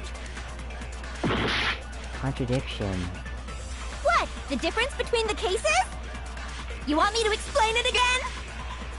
When I want to kill, I use my very own special scissors. And I use those same scissors to arrange the body. But Chihiro was suspended with... It was some kind of rope. That's right! Then there must be something... Hey, Byakuya, where'd... I'd never seen that rope before in my life. Obviously, somebody else must have had it hidden away somewhere. The rope... It wasn't rope, it was a... Oh, you know what? I think I'm supposed to. I think it's trying to trick me. The difference between like, the I think I'm cases? You supposed want to me just to shoot I want to kill. his Maybe I use those things. statement But with Chihiro library was death some kind of. That's right. Then there must be something. Hey, Byakuya, wait. I'd never seen that rope before in my life. Got no, it. that's wrong.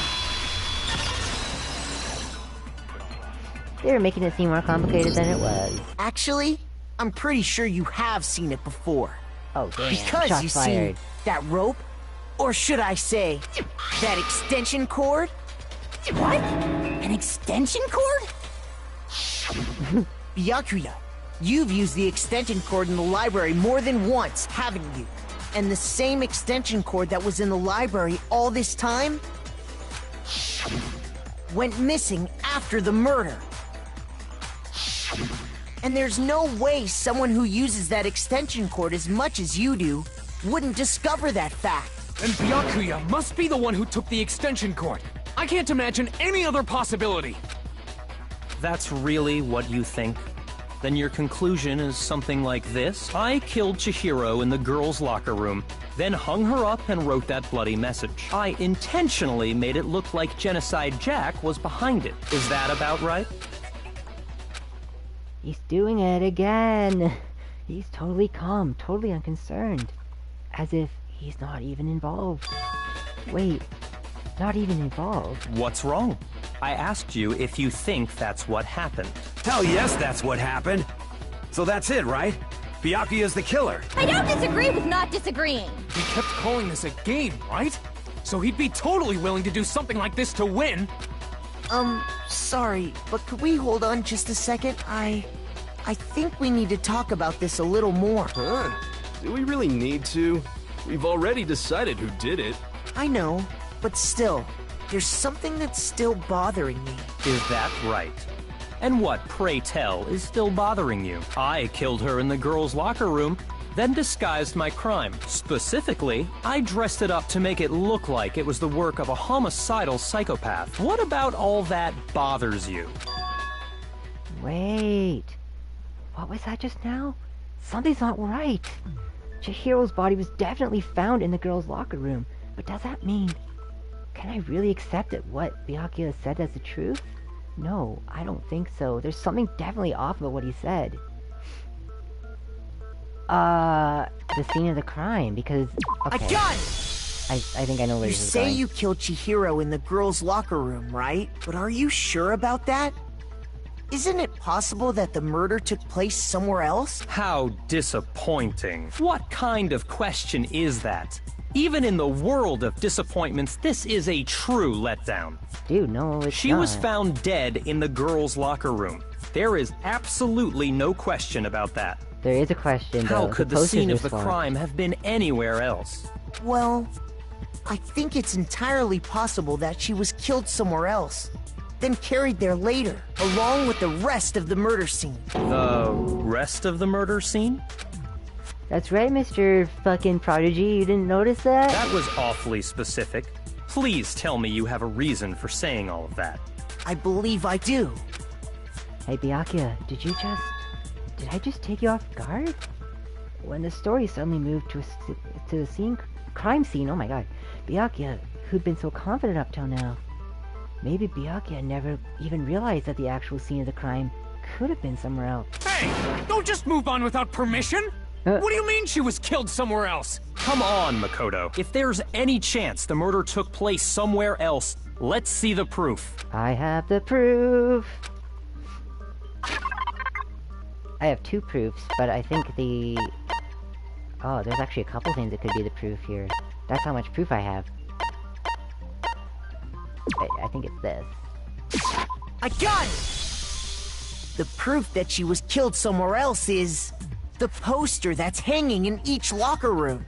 Your proof is some posters? The poster in the girls' locker room was a picture of a big-boobed supermodel. But don't you think that's kind of strange? Why would the girls' locker room have a poster like that? I bet those massive jugs of hers were totally fake! Meanwhile, the boys' locker room had a poster of the super popular boy band Tornado. Again, That doesn't really seem to belong in a boys' locker room. So you're saying that maybe the posters were switched? And there's one other thing I noticed about the locker rooms. You know what I'm talking about, right, Sakura? Yeah, You're referring to my protein coffee, aren't you? Protein coffee? While I was in the girls' locker room earlier, I spilled some protein coffee on the carpet, but I noticed that after the murder, the stain had been totally scrubbed away. No, it's not that the stain was scrubbed away. It was moved! Yeah, there it is. I got it! The stain on the girls' locker room carpet wasn't scrubbed away. In fact, I found it on the boys' locker room carpet. That's definitely the stain from my protein coffee. Then, does that mean that the carpets were switched too? But Oh, snap. why would anyone do that? To move the murder scene from one locker room to the other. It's certainly plausible, don't you think? What? In other words, in order to completely swap the scene of the crime, the blood-stained poster and carpet were moved along with the dead body. By doing this, the killer was able to change the entire room where the murder took place. I can certainly follow your reasoning, but why would the culprit bother doing that? Huh? Why would they go to all that trouble of switching the scene of the crime? Actually, an even bigger question. If the murder did take place in the boys' locker room, then how did Chihiro get in the boys' locker room in the first place? To get into the locker rooms, you have to swipe your e-handbook across the card reader device, but Chihiro's handbook should have only allowed her access to the girls' locker room. She had no way to get into the boys' locker room to begin Oh my with. god. No, she did have a way, and I can tell you what it was. I highly Really? doubt that. Shut up! I'm telling you, I know how she could have done it. Is he right? Could Chihiro really have gone to the boys' locker room somehow? Well, they made a big deal of the whole borrowing and stuff of the e-handbooks, right? Is it Yeah, there it really is. possible? Leon. Could Chihiro really have gotten into the boys' locker room somehow? Ah! I got it! She must have hacked her e-handbook! Oh. She was the ultimate programmer after all. I never even thought of that. I'm sure that would have been no problem for her. No, I don't think that's it. She used the thing that was in the main hall. Huh? What? I'm talking about Leon's handbook, of course. No, that's wrong. Yeah, it was broken. No, I don't think Chihiro used Leon's handbook. Why not? Because Leon's handbook was broken. Oh. Well, then, yeah, I guess that'd be pretty impossible, huh? I am struck silent by how quickly you gave up. Plus, isn't there a regulation against using someone else's handbook? Yep. Actually, the rule states that loaning your handbook is prohibited. It says about nothing borrowing. about borrowing one. Even though it's the same thing. In other words, you could borrow a dead person's handbook all you want, and you... Yup. Hit the nail square on the noggin. Okay, what they're really trying to say is stealing is okay, but loaning it out isn't. Of course, if it were broken, that wouldn't make any sense anyway. So then, she But the must only have boys' hacked hers, handbook like I is said. Leon. She used... Psst! You can't fix an e-handbook. The instant you open one up, a security buzzer starts blaring. So, if she didn't use Leon's handbook, and she didn't modify her own handbook... Maybe Mr. Naegi's initial assumption is just wrong? It seems like there's no way she could have got into the boys' locker room. So I guess so. Okay then, I vote for Byakuya. Is that it then? Chihiro was killed in the girls' locker room and Byakuya is the one who did it? Really? But still, I don't know what else I can do. Hold on a second. I agree with you, though. I think you're on the right track. What the? You finally decide to open your mouth and that's what you've got to say? There's no way she could get in the boys' locker room, right? So... Why are you so sure she couldn't get in? There's still one other way she could have gained access. What? What are you talking about? What other way is there? Well, to explain that, why don't we take a little break from the trial? I'd like you all to come see something. Wait. Just what do you think you're doing? Don't worry. This'll make the whole trial more exciting. I'm sure that thought must please you. Huh? It'll make things more exciting? Well, all right then. I declare an official class trial recess. Huh? For real? Now then, what is it you want to show us? It better not be boring or I'll be very unhappy. Oh, I have no doubt it'll meet your lofty expectations. So, shall we go? So before I even knew what was happening, the class trial had been put on hold. We headed off with Kyoko at the lead, and where she took us was...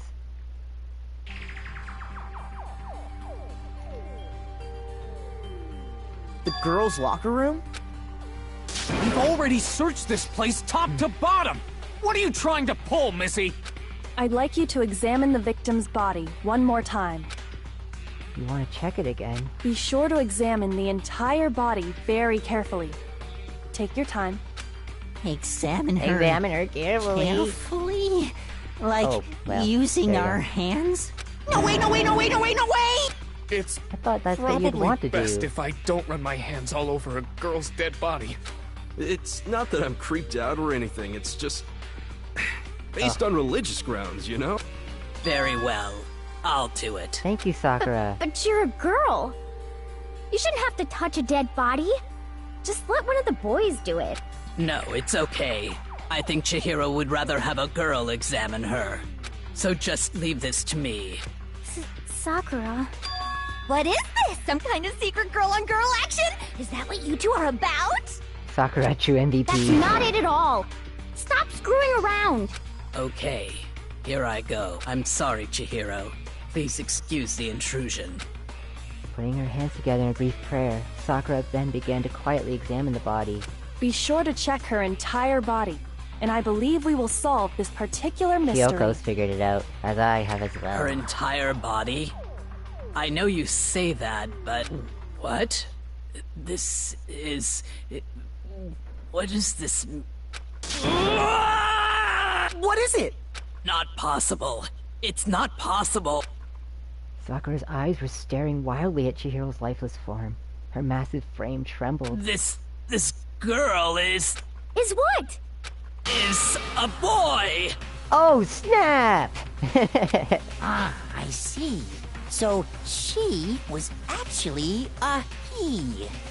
Interesting. What? You're joking, right? I wouldn't joke about this. Then it's really true? Chihiro was... a guy? Oh, what? You guys didn't know? Heck, I knew that right off the bat. Chihiro Fujisaki was totally a guy. He was a cross-dresser? Oh, no, I'm really on fire! I wish I had killed him! So that's what Kyoko wanted to show everyone, huh? Theo. Oh, that's funny. Yep, Chihiro's a guy. He's totally a dude. Yes, that certainly does make things much more exciting. Now let's ride this wave of excitement back to the courtroom and get back to the trial. Ahem. I do apologize for keeping you waiting. Now then, let's resume the class trial. The reason he wanted to become stronger, the reason he avoided the other girls, it actually makes complete sense. We've all just learned of the shocking revelation that Chihiro was actually a boy. Let's pick up from there. Yes, well, I don't know his reason for hiding it, but the fact is, Chihiro was not a girl, but a boy. To think that Chihiro is actually a guy, the thought had never even crossed my mind. And because the victim was male, he would have had no problem gaining access to the boys' locker room. Assuming his handbook did, in fact, list his gender as male, then yes, that would be true. That probably also explains why he didn't work out at the same time as the other girl. Of course his handbook said he was a boy. He dressed like a girl, but he was a boy through and through.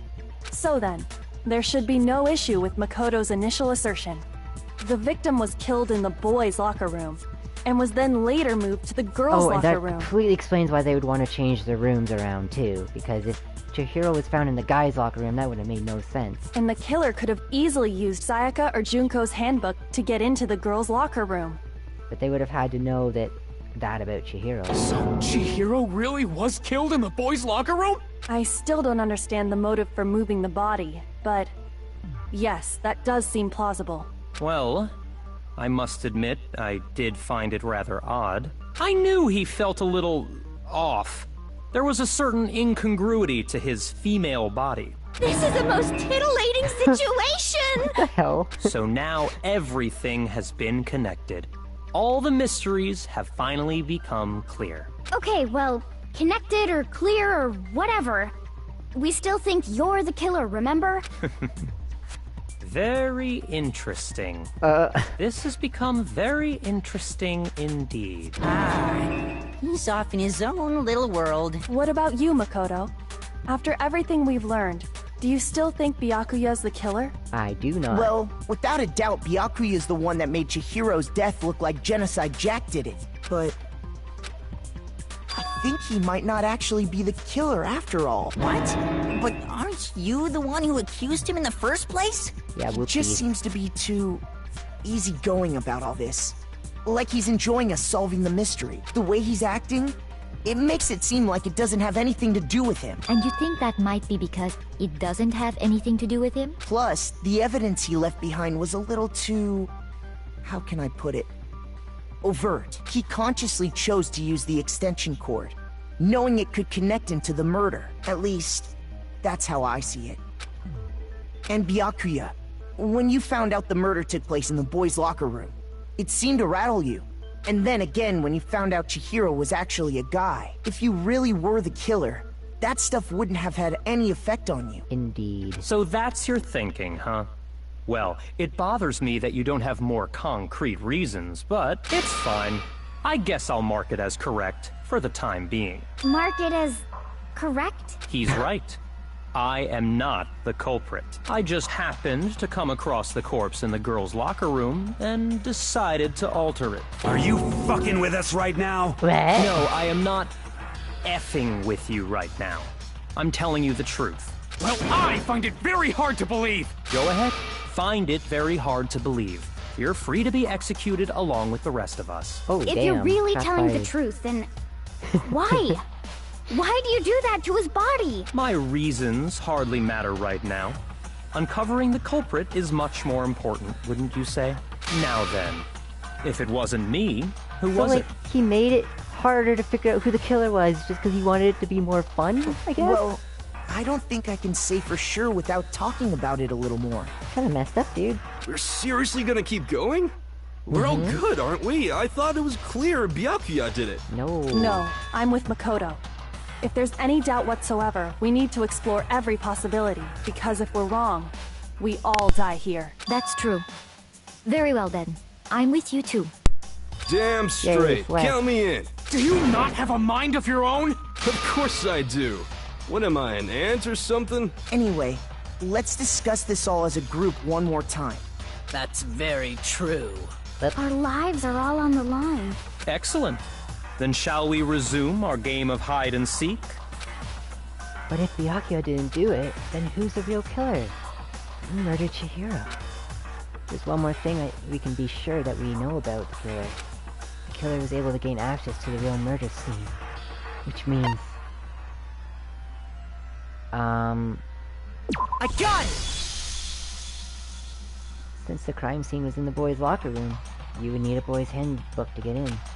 Since Leon's handbook is apparently broken, the killer would have had to use their own. In other words, it had to have been a guy. But that's still not enough. I need to find some more clues. We're narrowing it down, guys. What's the count? Isn't there a single clue that might lead us to who did it? Well, clues are one thing, but did nobody get a look at the killer?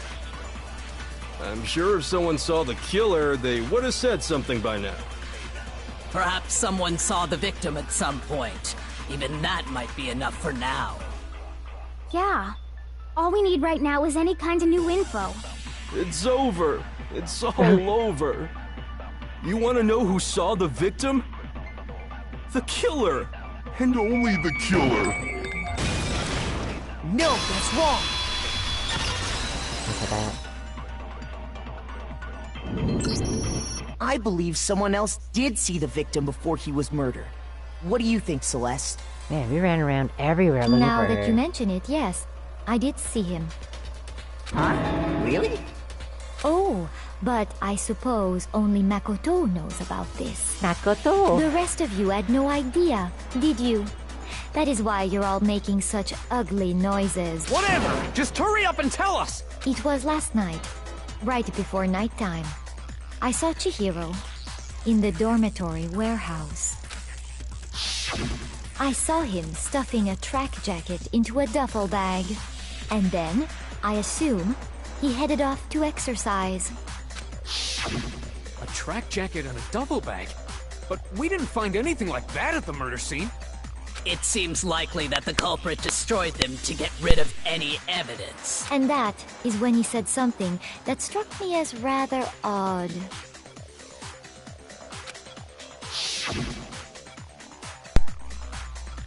Well, I gotta get going. I'm in kind of a hurry. Chihiro told me he was in a hurry, but why would he be in a hurry? Only if someone were waiting for him, I should think.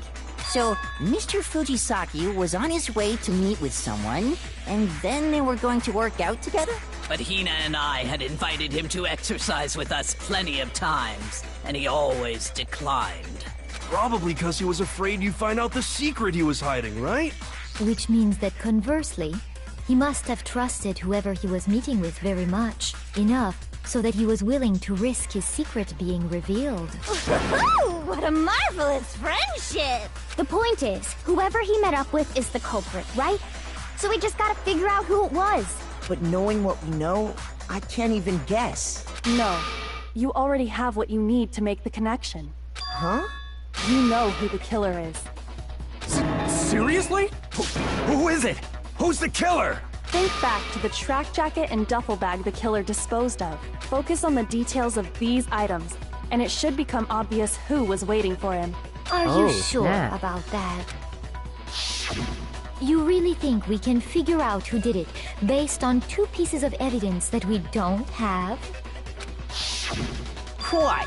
You want to track down some fingerprints or something? Even if we had the equipment for that, we wouldn't know how to use it. As was noted, the evidence is already gone. There's nothing to get fingerprints from.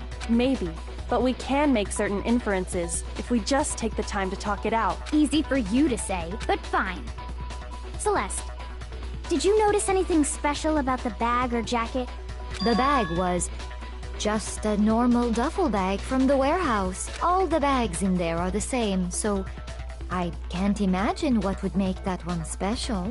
Well, if I remember right, there was a decent variety of tracksuits to choose from. Do you think there might be some connection between the culprit and Chihiro's jacket? Perhaps.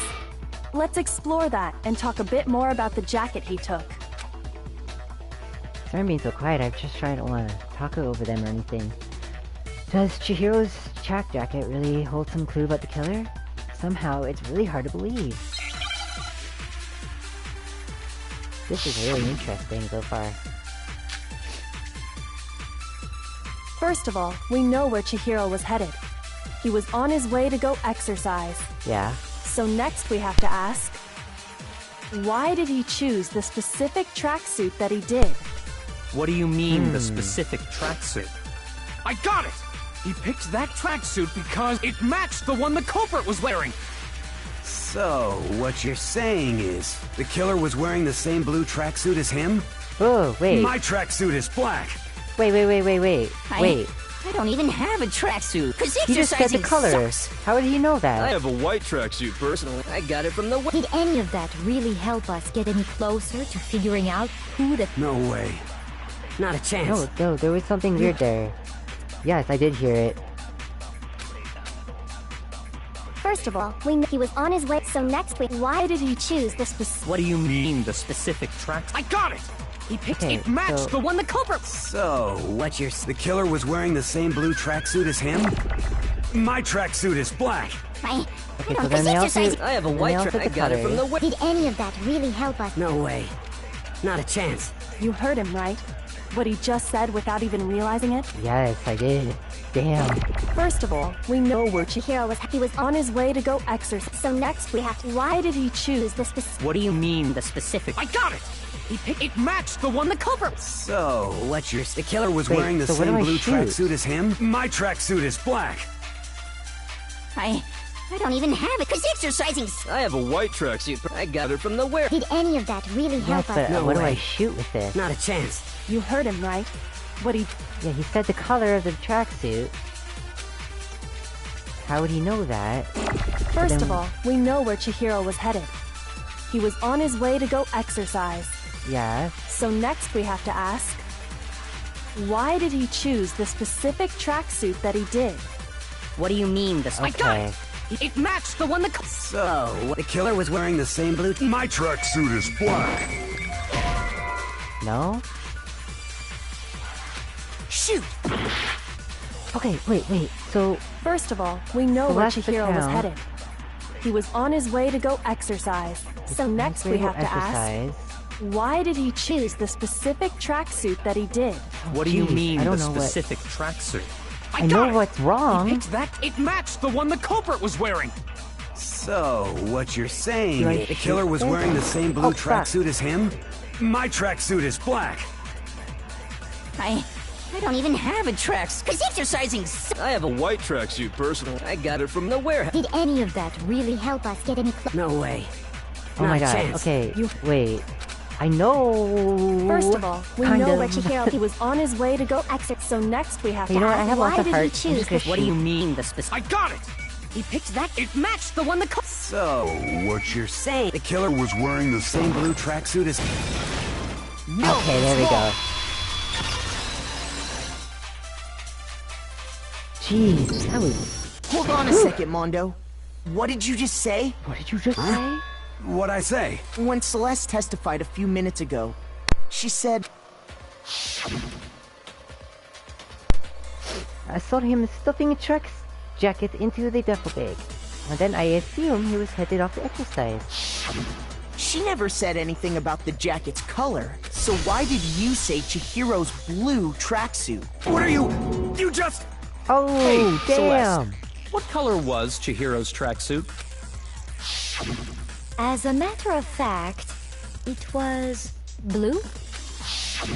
And before we began the trial, did you tell anyone that? The only one I told about any of this was you. Then, Mondo, how did you know what color Chihiro's tracksuit was? Because I just... Oh I'm sure he saw my the clothes God, at some Mondo. point in the investigation. No, that can't be it. The bag and clothes were surely disposed of by the time we began our investigation. Then the only reason he could have known what color the tracksuit was is if he saw Cherry with it before he died. That's the only possibility. Cherry? Are you talking about Chihiro? So, how about it? Did you see the tracksuit or didn't you? Just by chance. I just happened to see it last night. He walked Last past night? me, and he was carrying the tracksuit in his hands. Bullshit. No. He had it in a duffel That can't bag. be it either. According to Celeste's testimony, It was in a duffel bag. You already know this. when Celeste Damn. noticed it, Chihiro made a point of making sure the jacket was completely in the bag. If you just ran into him briefly, you couldn't possibly have seen what color the tracksuit was. Yeah. It would appear you've dug your own grave. Perhaps. But you handed him the shovel, didn't you? That's why you said what you did. Focus on the tracksuit and it'll be obvious who he met with? What a bunch of nonsense. Ah, now I understand. It was all one big bluff, wasn't it? Your true intention was to draw a slip of the tongue from the culprit. That's why you said Brilliant. you knew who did it. To put them on edge. That's right. However, Mondo was my target all along. I had my suspicions about him from the very beginning. What? Why? What made you so suspicious? That's a good question. Because I hate him. What the heck? It's probably the way he was talked. There was a certain turning that point look that she just tipped gave me me. off. Maybe you didn't notice it, Mondo, but you tend to refer to men and women differently. You only call guys dude. Yeah, For I girls, actually... it's chick. So I knew that Mondo was the killer already, and I knew stuff about Chihiro, and when he said dude, I was like, oh my god, he let it slip right there. At the very beginning when we talked to Mondo. And after he was killed, you happened to refer to him as dude. I almost thought that was like a typo or something. Once I picked up on that, it occurred to me that Mondo knew something we didn't. You noticed such a tiny detail? She knows that too. Are you a witch? She's a witch! You're positively frightful! She's a witch! No. I'm not the frightful one. Not nearly as frightful as someone capable of murdering a friend. Oh, snap. Burn. Mondo, was it really you? Did you really... Why? Kill Chihiro? I didn't kill anyone! You've been all over me, judging everything I say, putting words in my mouth. What gives you the right to treat me like a goddamn criminal? Yeah! He would never do something like that! This is a false accusation! Your bro's being accused. It's true. My reasoning on that is pretty shaky. That was fast. Well, this does present us with a problem. It seems we are all out of lead. My time has nearly come. That's what my little ghost friend is telling me. Oh yeah, that reminds me. Hifumi, weren't you telling me you'd found some evidence? Really? What kind of evidence? Actually, you know, now that I'm thinking about it here calmly, it might not be all that relevant. Jeez, Anything's does your relevant. confidence just get up and walk away? It's fine, Oh. man. Just tell us. Damn, you just got burned by Hero, dude. If you really insist that, here it is. What do you have there? Oh my god, is It that... happens to be an e-handbook. I found it laying on the ground, so I scooped it up. You found it on the ground, right? Then it must belong to... Yeah, it's Chihiro. It's mine! I got it! We know Chihiro's handbook was missing from the scene of the crime, right? For a fact. Yeah. For a fact indeed. I was totally sure I'd found it. Then it must hold some clue about the culprit, right? Well, that's what I was hoping. But it's busted. It won't even turn on. I imagine the culprit broke it to get rid of You any can't break evidence it. after... That's odd. I didn't think the handbooks were quite so fragile. You're right. They're not. They're totally They're waterproof and shock resistant. It would take an awful lot to break one. And yet, this one does appear to be broken, as is Leon's, sitting useless in the main hall for all your confidence. That is a remarkably high failure rate. Do you think there might be some kind of mystery in there somewhere? How precisely did the handbooks get broken? How did the handbook break? There's only one possible explanation. Well, it's by hitting its weak point. I but we got don't it! know what that is. You already told us before that the handbook has one weak point, didn't you? You remember that? Sure, maybe I let that slip. But I never told Nice, anyone what Monica. the weak point actually was. But if the handbook is supposed to never break, and two of them broke in quick succession, then... Then we can only assume that someone's figured out its weakness. You know what the weakness is, right, Monokuma? So, what is it? Huh? You're asking me? I think it's a necessary piece of information if you want this to be a fair trial. But if I tell you, and someone else decides to copy it, that would be very not good. Just tell us already! Why would we want to break our own handbooks? Oh well, I have a weakness for pushy demands. But you're sure you won't follow their example? Then allow me to make a special announcement.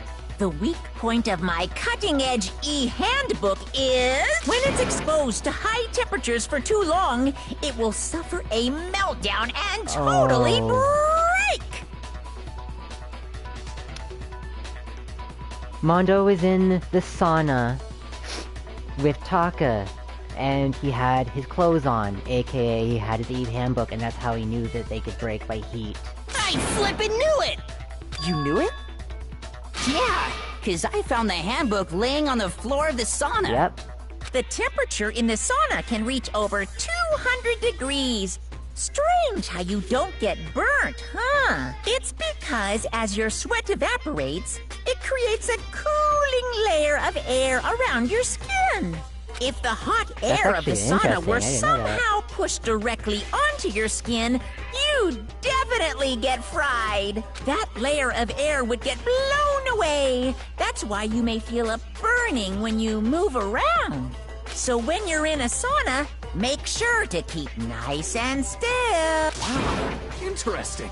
I learned one new fact today. That is a mere trifling speck of knowledge. Anyway, if you found the victim's handbook in the sauna, then the killer must have been purposely trying to raise its temperature in order to break it. Meaning the culprit somehow knew its weakness. But how'd they find out? Monokuma said he didn't tell anyone, right? Indeed. Quite the mystery. What if they found out by accident? Yep. What do you mean by accident? What if the killer took their own handbook into the sauna, not knowing its weakness, and it broke? They'd realize it was broken, of course, and it wouldn't be hard to figure out why. And once they had Chihiro's handbook, they knew they had an easy way to dispose of it. I won't say it's not possible, but who would have done something like that? I don't know of anyone who took their handbook into the sauna. That's because you don't show up for the morning meeting, I might know sir. someone who did. Whoa, seriously? I think the one who may have taken their handbook into the sauna was... Yeah, Taka, he knows. Wore all their clothes into the sauna, and we know who the killer was. Here's my answer! Mondo, your handbook got broken in the sauna, didn't it? What? Why? Why do you keep accusing him? Oh, Taka. Mondo and Taka had an endurance contest in the sauna not too long ago, remember? And for the contest, Mondo just so happened to keep his school uniform on. But little did he realize, he'd also left his handbook in one of his uniform pockets. And when it was all over, Mondo discovered that taking your handbook into the sauna could easily destroy it. No, wait, hold on. You've got it all wrong. He would never kill. I don't accept this. Show me the proof. The actual solid proof. I mean, I don't want to believe it either, but I found something that proves it beyond a shadow of a doubt.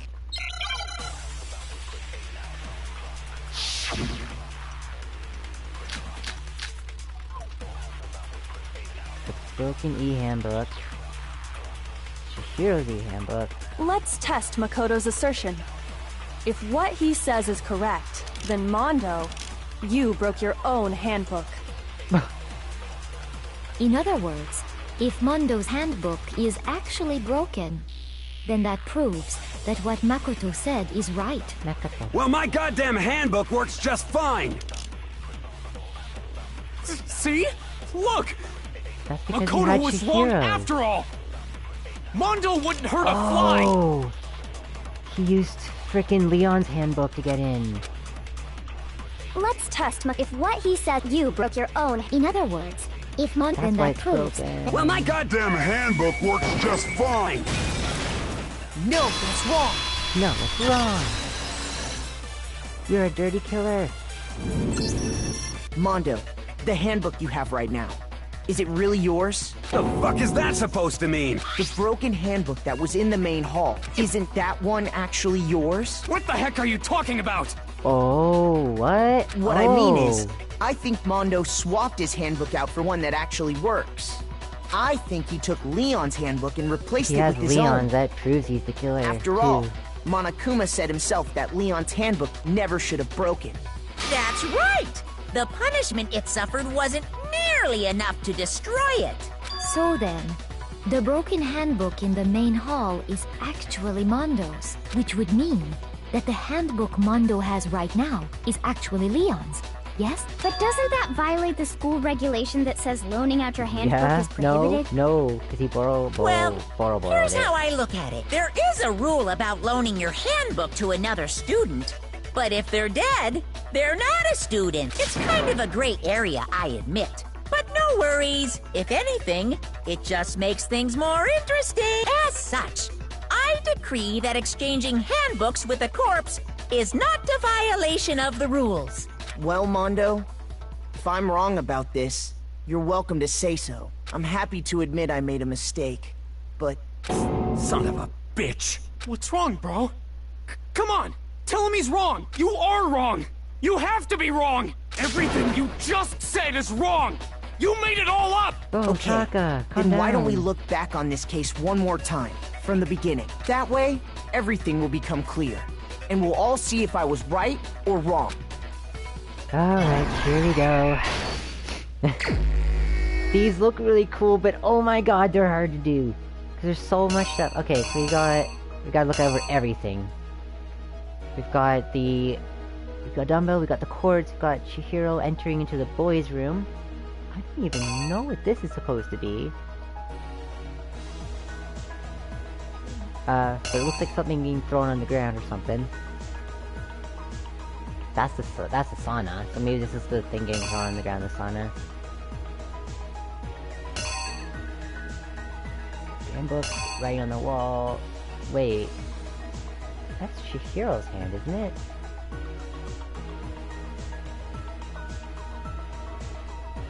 The poster's being swapped. A doorknob? Oh my god, there's so much here. Girls' room. Poster's being swapped again. I wonder if I can put this over somewhere. Okay, I can't. That's the girl's poster being taken off. And then being placed somewhere else. That's what being on the poster. Oh boy, alright, there's a lot here.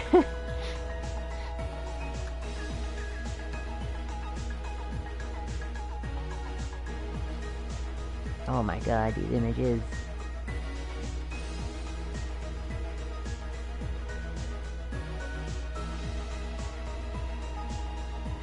It's so long too. Okay, I do know one of them. I think. It's this, I think.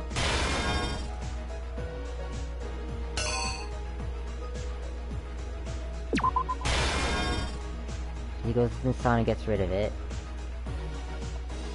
This is him getting tied up. Let's do the poster stuff first. You can see it. It's been swapped already.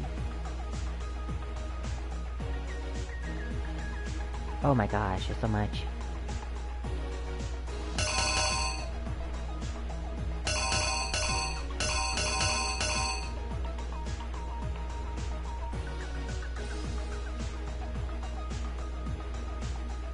I think this one might be the false one, because it's already covered in blood here.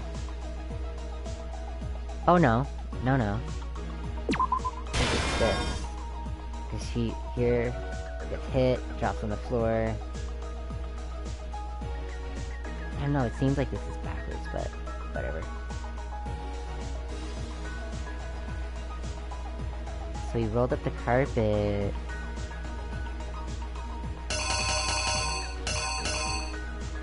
He would've,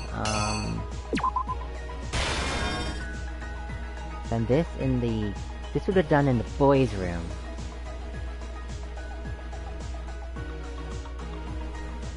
So I think over here...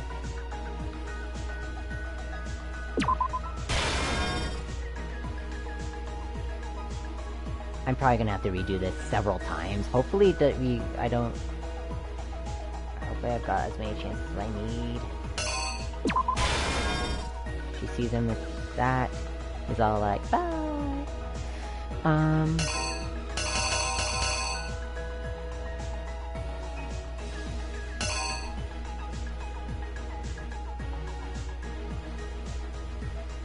He enters... Wow, why is there two here? He enters into the... Oh! Hang on a tick. This... I think... uses it... Yeah, that's his hand. He's going into the boys' locker room. He meets Mondo there. And Mondo... Oh man, he's like... He just takes him out.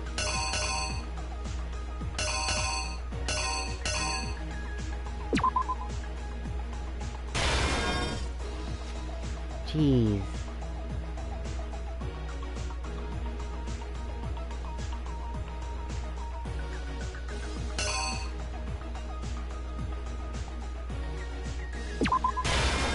he's going into the girl's room, I think, here. I'm a little curious about how he knew about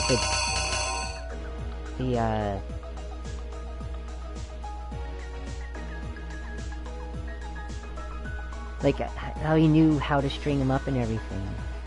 No one was supposed to have known about that, I thought.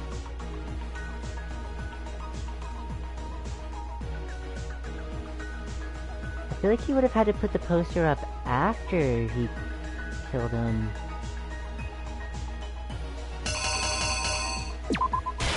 This part, though, makes sense. That, and then put the stuff up on the wall.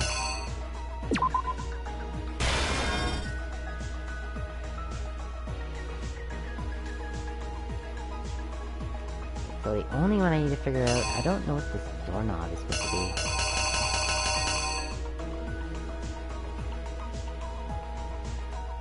Because this exact image is right here, so I don't think that's it.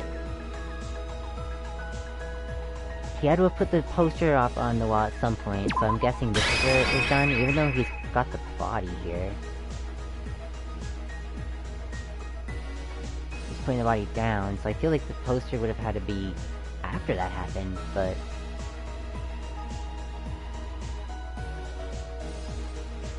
Oh, so it's Byakuya. Oh, so Byakuya is the one who tied him up. Oh, jeez, dude.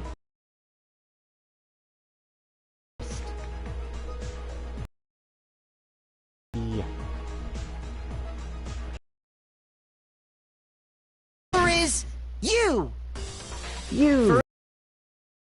To before the incident. Last night, Celeste saw Chihiro in the warehouse, correct? At the time, she was apparently stuffing something into a duffel bag. That something was a blue tracksuit. You can confirm this, right, Celeste? Bye. With bag in hand, Chihiro headed out, even though it was officially nighttime. She made her way to the locker room, specifically the boys' locker room. But how could the victim, who was apparently a girl, access the boys' locker room? Simple. Oh, I've got that because right. she was really a he, which is why he was able to use his own e-handbook to gain entrance to the boys' locker room. Once inside, he met with someone there. And the person he met was the one who killed him. It seems likely that the killer grabbed the nearby dumbbell, approached the unsuspecting Chihiro, and attacked him. No, I didn't lay it out right. What? I thought that was for sure the right one. That's the dumbbell. Oh, maybe this is what this is supposed to be. Here's exactly what happened! Exactly, except not exactly, because I kind of made a mistake. Oops. And attacked him.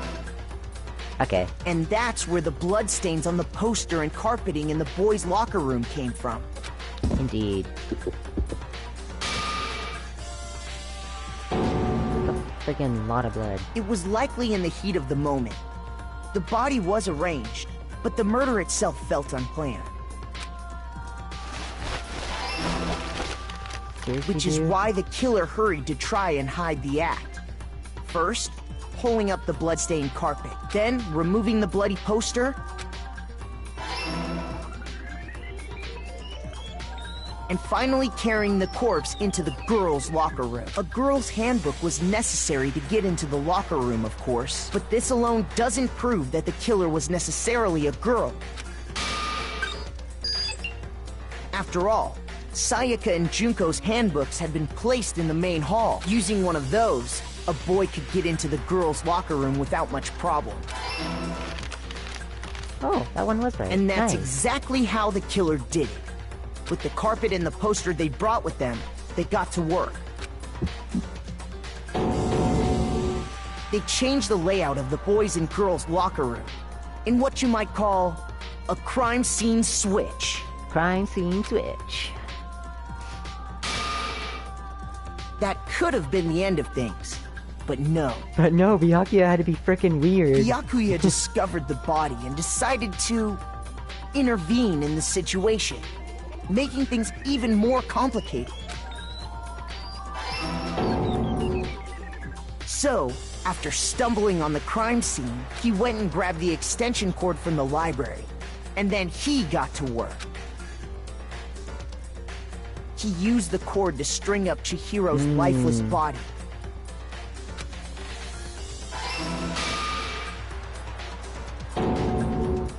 Then, using the victim's own blood, he left a grisly message there at the scene of the crime. He wanted to create the illusion that Genocide Jack was responsible for the slaughter.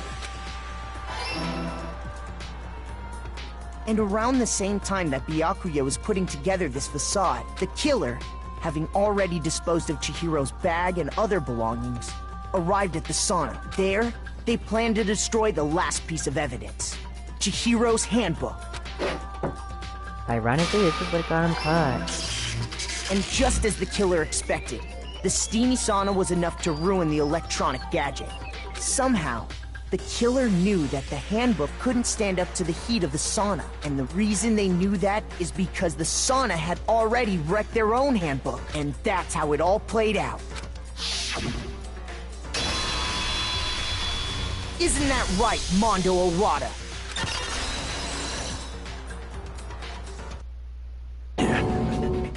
Wait! No! This can't be right! Where's your evidence? Yeah! Where's your evidence? You need evidence! You need proof! Without any proof, you can't pin any of this on him! Taka, evidence that Mondo's the killer that already revealed itself earlier in the trial. If I can somehow show where Mondo's handbook is right now. Once I do that, everything will become clear.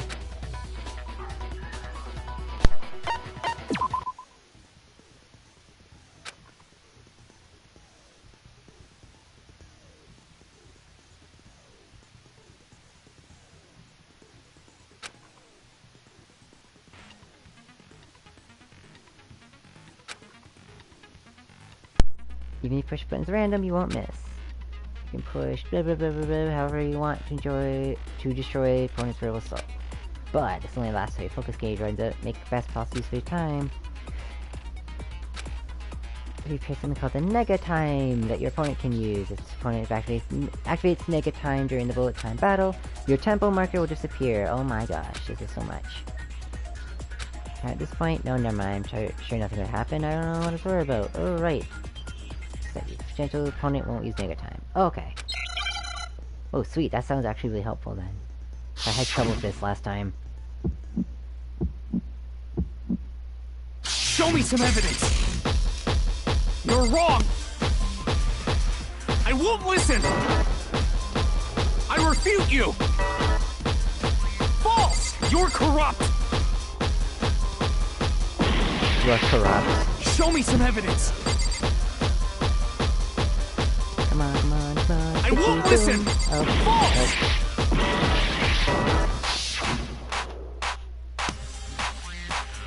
I refuse to vote! Show me some evidence! It's hard to hit that triangle while you're hitting X because it's on the top of the controller. I won't listen! Oh, it slowed down way a lot. I refute you! False! You're corrupt! Show me some evidence! I won't listen! False! I have no idea if I'm doing well right now. I refuse to vote! I refute you! False! Final strike! Yes! Show me some evidence!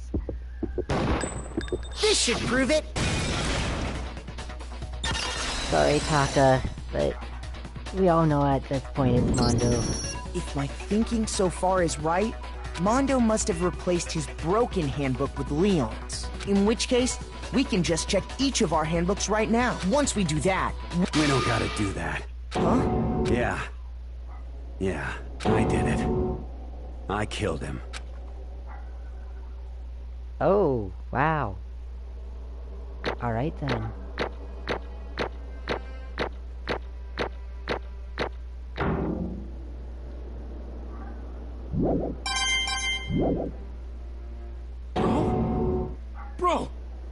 What are you saying? I got no choice, man.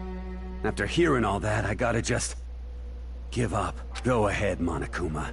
Get it over with. Ask for the goddamn verdict. Roger that! Wait! Hold on!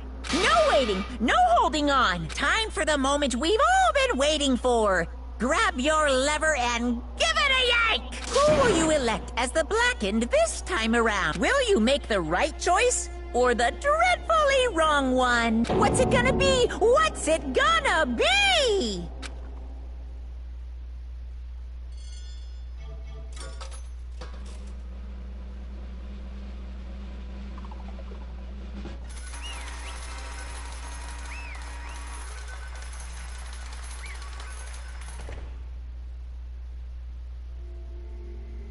What?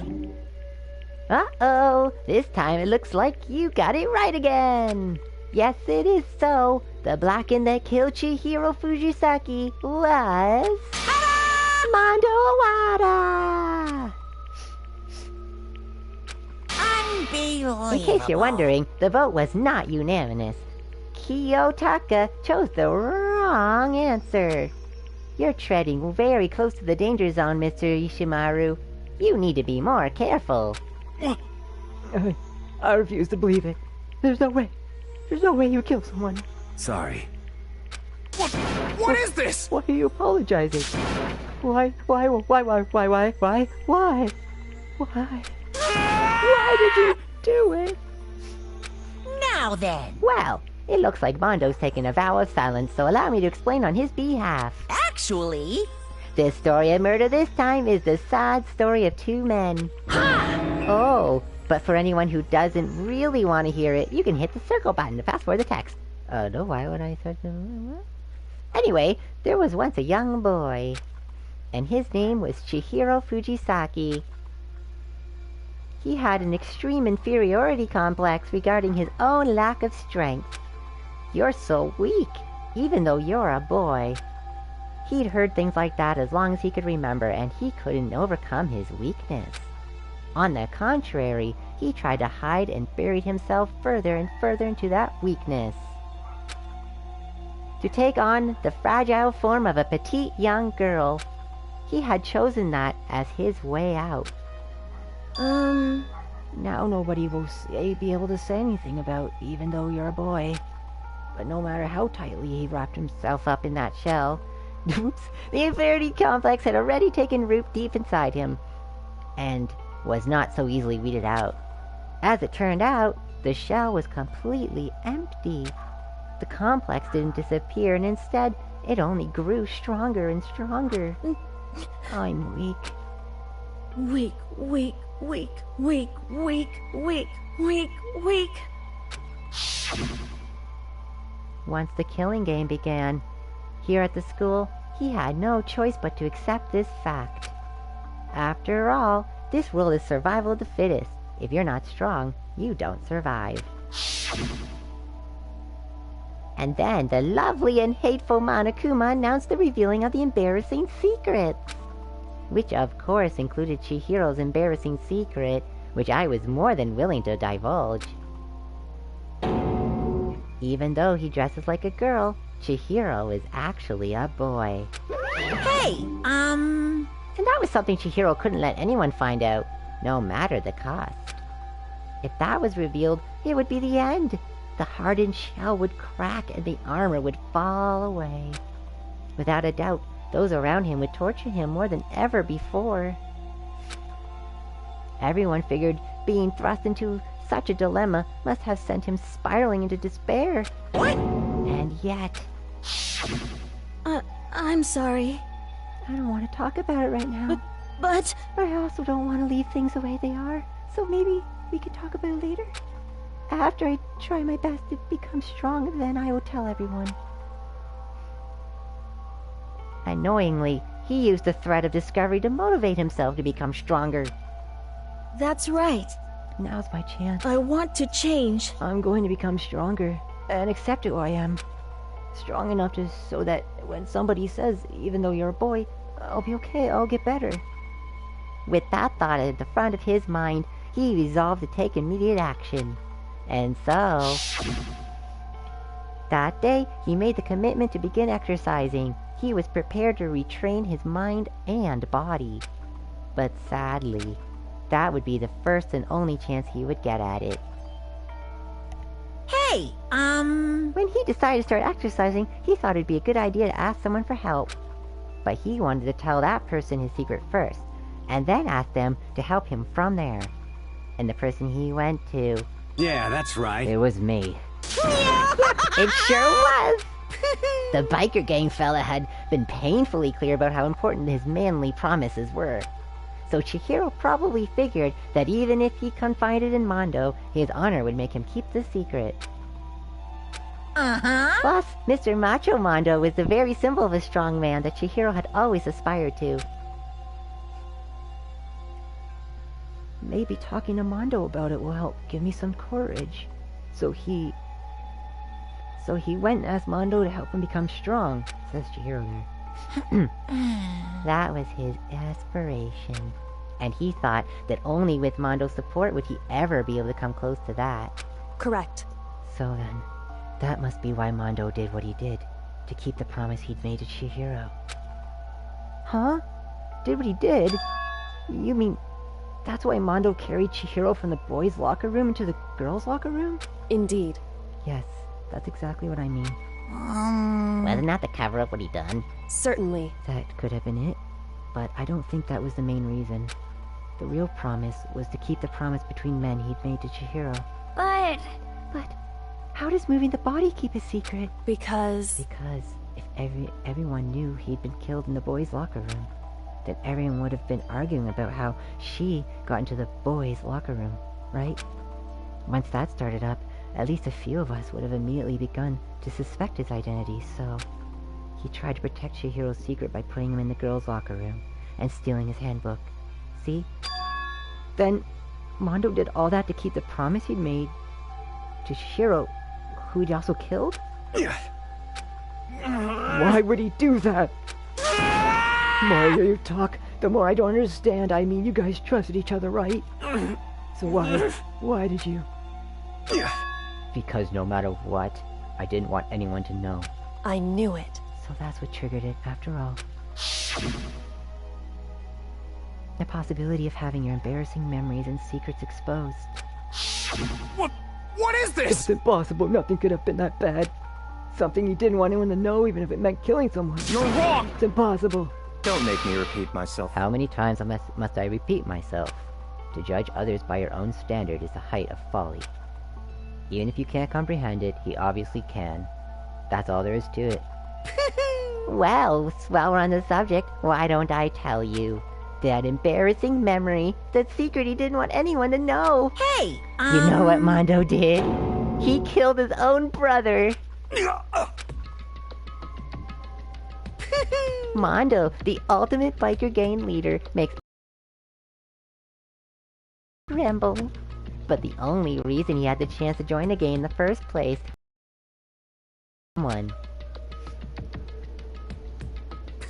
Mondo's older brother's name was Daya Owada. Mondo had nothing but respect for him. It was because of Daya that Mondo ever got on a motorcycle. Mondo's brother was his only family growing up. He was the only one Mondo could trust or respect. He wanted to measure up to his big brother, so he imitated him in everything he did. Mondo was the epitome of the starry-eyed kid brother.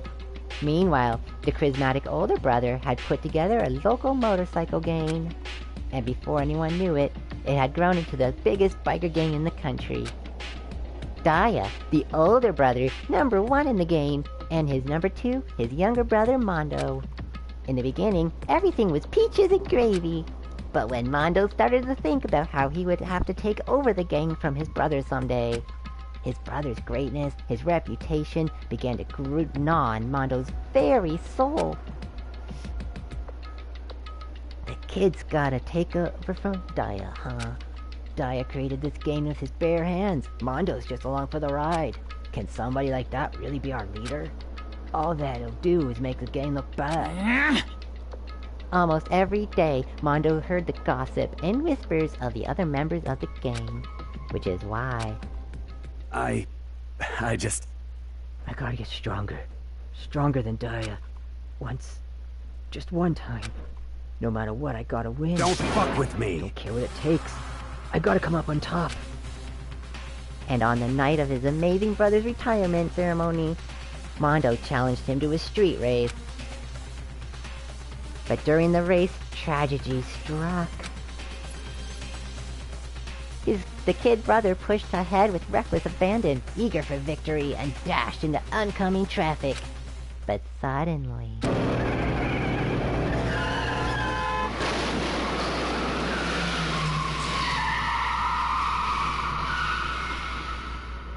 Laying in his kid brother's arms, the older brother delivered his final words. My bad, kid. I fucked up. Sorry. Of course, he knew it was his brother's fault, but Daya never blamed him for what happened. Hey, kid. That's up to you. No matter what, you gotta keep this game together. 'Cause it's the team you and me put together. It's a promise between men. He decided to hide the truth of what happened from everyone else in the game, in order to keep the game together and keep the promise to his brother. He could never admit to anyone that it was his own weakness that had caused the accident. As a result, the team was made even stronger under the banner of the kid who bested the big brother. Daya was gonna lose to his kid brother, so he got stupid and got himself killed. That became the explanation for what happened. Mondo's lie became the truth. He wanted to lead the team so bad, he was willing to tell all sorts of lies about his brother. I'm just... strong. Strong. And yet... as soon as our killing game began, he realized, no matter how tough he pretended to be, he was just another weakling that could die in an instant. And then the hateful Monokuma announced the revealing of the embarrassing secret. At that point, it was clear I have no problem shedding light on his secret. Mondo killed his own older brother. No matter what, I couldn't let the other gang members find out. If that happened, everything would have been ruined. Everything me and my brother had worked to create would have been destroyed. His death, all the guilt I've been carrying around, it all would have been for nothing. So that's why. Mondo. After I saw what Monokuma had on me, my head filled up with a kind of fuzzy uneasiness and just started swirling around. I'd never felt anything like it before.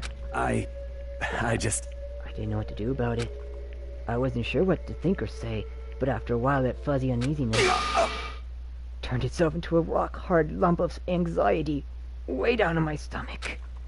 And it was right around then that Chihiro asked me to start working out with him. And right there, he told me a secret. Seriously? Jesus! I'm sorry. Yeah, I'm sorry I lied to you. But why? Why now? Why are you telling me this all of a sudden? Huh? 'Cause I mean, you've kept a secret all this time, right? If anyone found out, you would... But... You're right, but... I want to change. I wrap myself in lies. I'm weak. I want to destroy that version of me forever. His words were like a knife in my gut. I felt like he was exposing the lie I'd been living myself. I have to change. I don't want to be weak anymore. You're so strong, I can't hurt you, right? Whatever secret Monokuma might tell us. You piece of... So what? You're saying I should just say it? What? You're saying if I really am, I should be able to just tell everyone my secret? Huh? I was jealous. I was jealous of Chihiro's strength. He had the strength to face his own weakness, to try and overcome it. It was the kind of strength I had never had. So I was jealous of him. And that jealousy broke me. What? Are you making fun of me? I'm strong. Are you fucking with me right now? No! I'm not making fun of you. You really are strong, Mondo. I felt like I could hear something starting to creak. Something inside my mind. What did you want me to do? What was I supposed to do? What was I supposed to just sit back, let my secret get revealed, ruin everything? What's wrong? Why did you have to tell me all that? Are you trying to rub my failure in my face? I No, just wanted to... Just really admire you. I admire your strength. Yeah, that's right. That's right, I am strong. I'm strong. Strong. Stronger than you. You son of a bitch. Stronger than Daya. Oh my god. I don't remember anything after that. When I woke up again, he was laying at my feet, covered in blood. I had the dumbbell in my hand, and I was just staring at him down at the ground. I killed him. I killed Chihiro. Even after all this time, I'm still just as weak as I've always been. And thanks to that, I did something I can never take back. Mondo, he was normally so aggressive, so angry. He hid that weak side away from everyone. That was his secret. A weakness like that lived in a heart like his, and it turned him cold-blooded. God damn it. Look at him! You see? You're all just like him. For a secret from the past, for a memory, for that, he killed another living human in cold blood. He couldn't cut free of his regrets from the outside world. He didn't know what true strength is. Do you see hope anywhere in there? 'Cause I sure don't. You bastard! Shut up, you son of a bitch! Go ahead, say that again, I dare you. Yep. Okay, I'll say it as many times as I want, is what I want to say, but... Unfortunately, I can't do that right now, because it's the time for punishing is fast approaching. Punishing? It can't be. You mean execution? Well now, That's what I promised you, right? The blackened that disturbs the peace will be punished. Ridiculous. Hold on. Now then, Now I've prepared a very special punishment. Mondo Owada, the ultimate biker gang leader. No. Wait. Let's give it everything we've got. It's punishment time! Sorry, man. I couldn't keep the promise we made. From one man to another.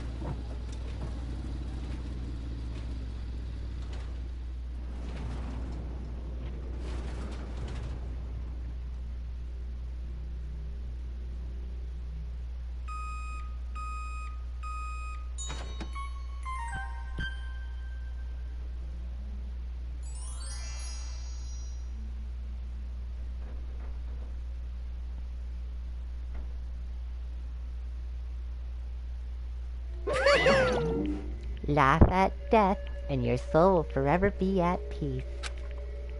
Can't be. My brother.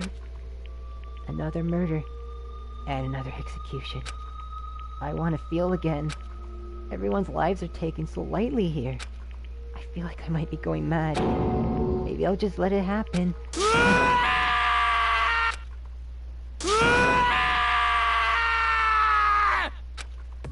As Taka's sad screams invaded our skulls, We were each forced to realize once again. But he, of course, he had to. What a disappointment. This is the end of the game? But, Byakuya... What is this? You're completely insane, you know that? A game? One of our friends is dead, you realize that? Naturally. Of course I do, because this game is life or death. Hey. I don't have anything to say to you. I don't have a response.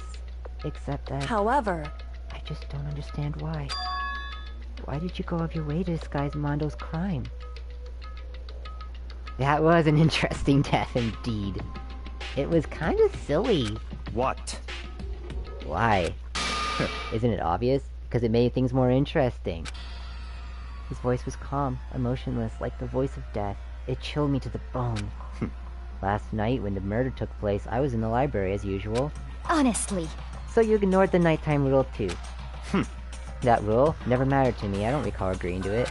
There is nothing to be done. I don't particularly care. Please continue. The night grew late, and I thought I'd return to my room, which is when I stumbled upon him. I spotted Mondo coming out of the girls' locker room. After he'd gone, I looked inside and saw the corpse. What? You mean you actually witnessed the murder?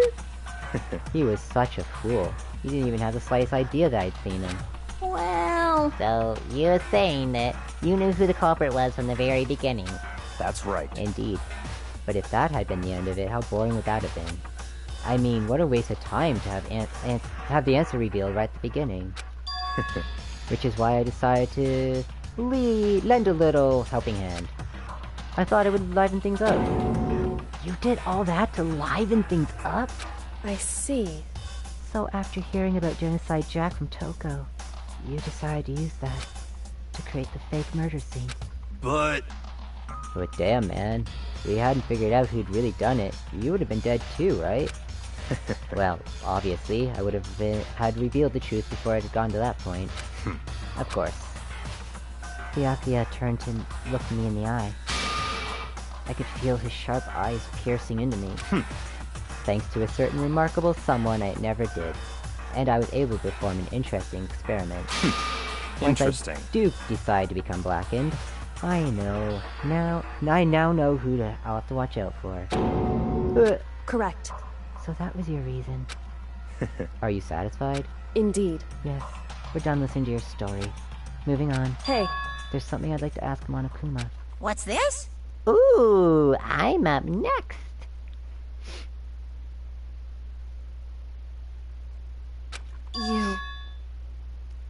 You like to perform these elaborate executions each time, correct? My question is why? Do you like them? But, you know, this punishment, this despair, it's not just for you.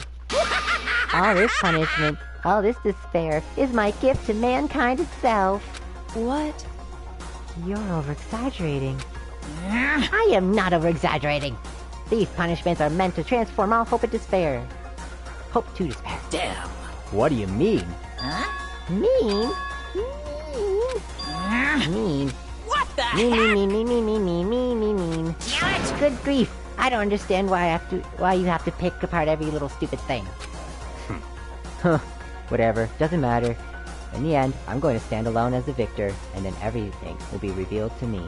Ooh, how exciting! The noble son of a noble family. Truly you understand me. I think this is the start of a terrifying friendship.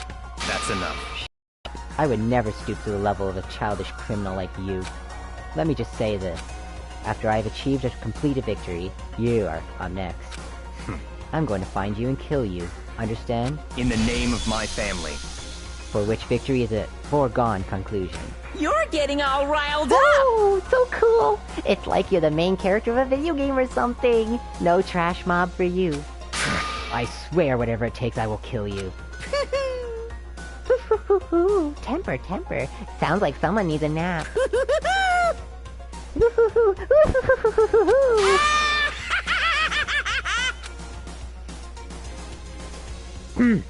Monokuma's laughter peeled across the courtroom, and the curtain closed on the case of Chihiro and Mondo. But I knew that wasn't the end. the killing game would still continue, because the mastermind wouldn't let it end.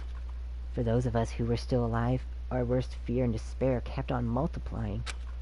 It was the kind of despair that felt like a blind puppy in hell and made more of a future for us than us. All of our courage, our effort, our friendship, felt like it amounted to nothing at all. It was the worst kind of despair. Well, anyway, like I was saying, this is a pretty good spot. Yeah, a really good spot. Anyway, isn't it amazing how that girl went and killed someone before things even had a chance to get boring? Once things really get moving, it'll be like a roller coaster. There won't be any stopping it. Fear and despair charge forward at a speed nothing can hope to match. But I must admit, I'm disappointed. I went to all the pain and effort of making you part of the group, and you couldn't play your part. You do remember you were supposed to make the first move, right? Well, no biggie. Nothing we can do about it now. So just do your best to make things more exciting from now on, okay? After all, that's what everyone wants to see. There's one thing I'd like to ask you. As long as you don't want to know my measurements, fire away. Who is it? The 16th high school student, I mean. Ooh, my, you really took me by surprise there. I know I said you could ask anything, but super denied, ultra denied, demonic denied. Because you see, that's my ace in the hole. And nobody'd be dumb enough to reveal that, right? No matter how close they were to their friends.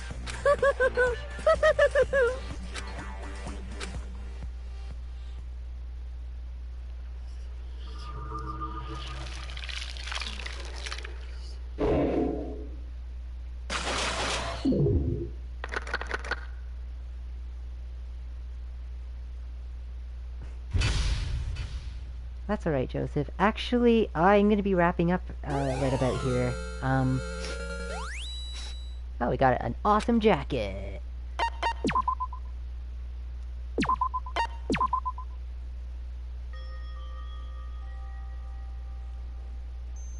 Well, the anime is a little different still, but, yeah, this part...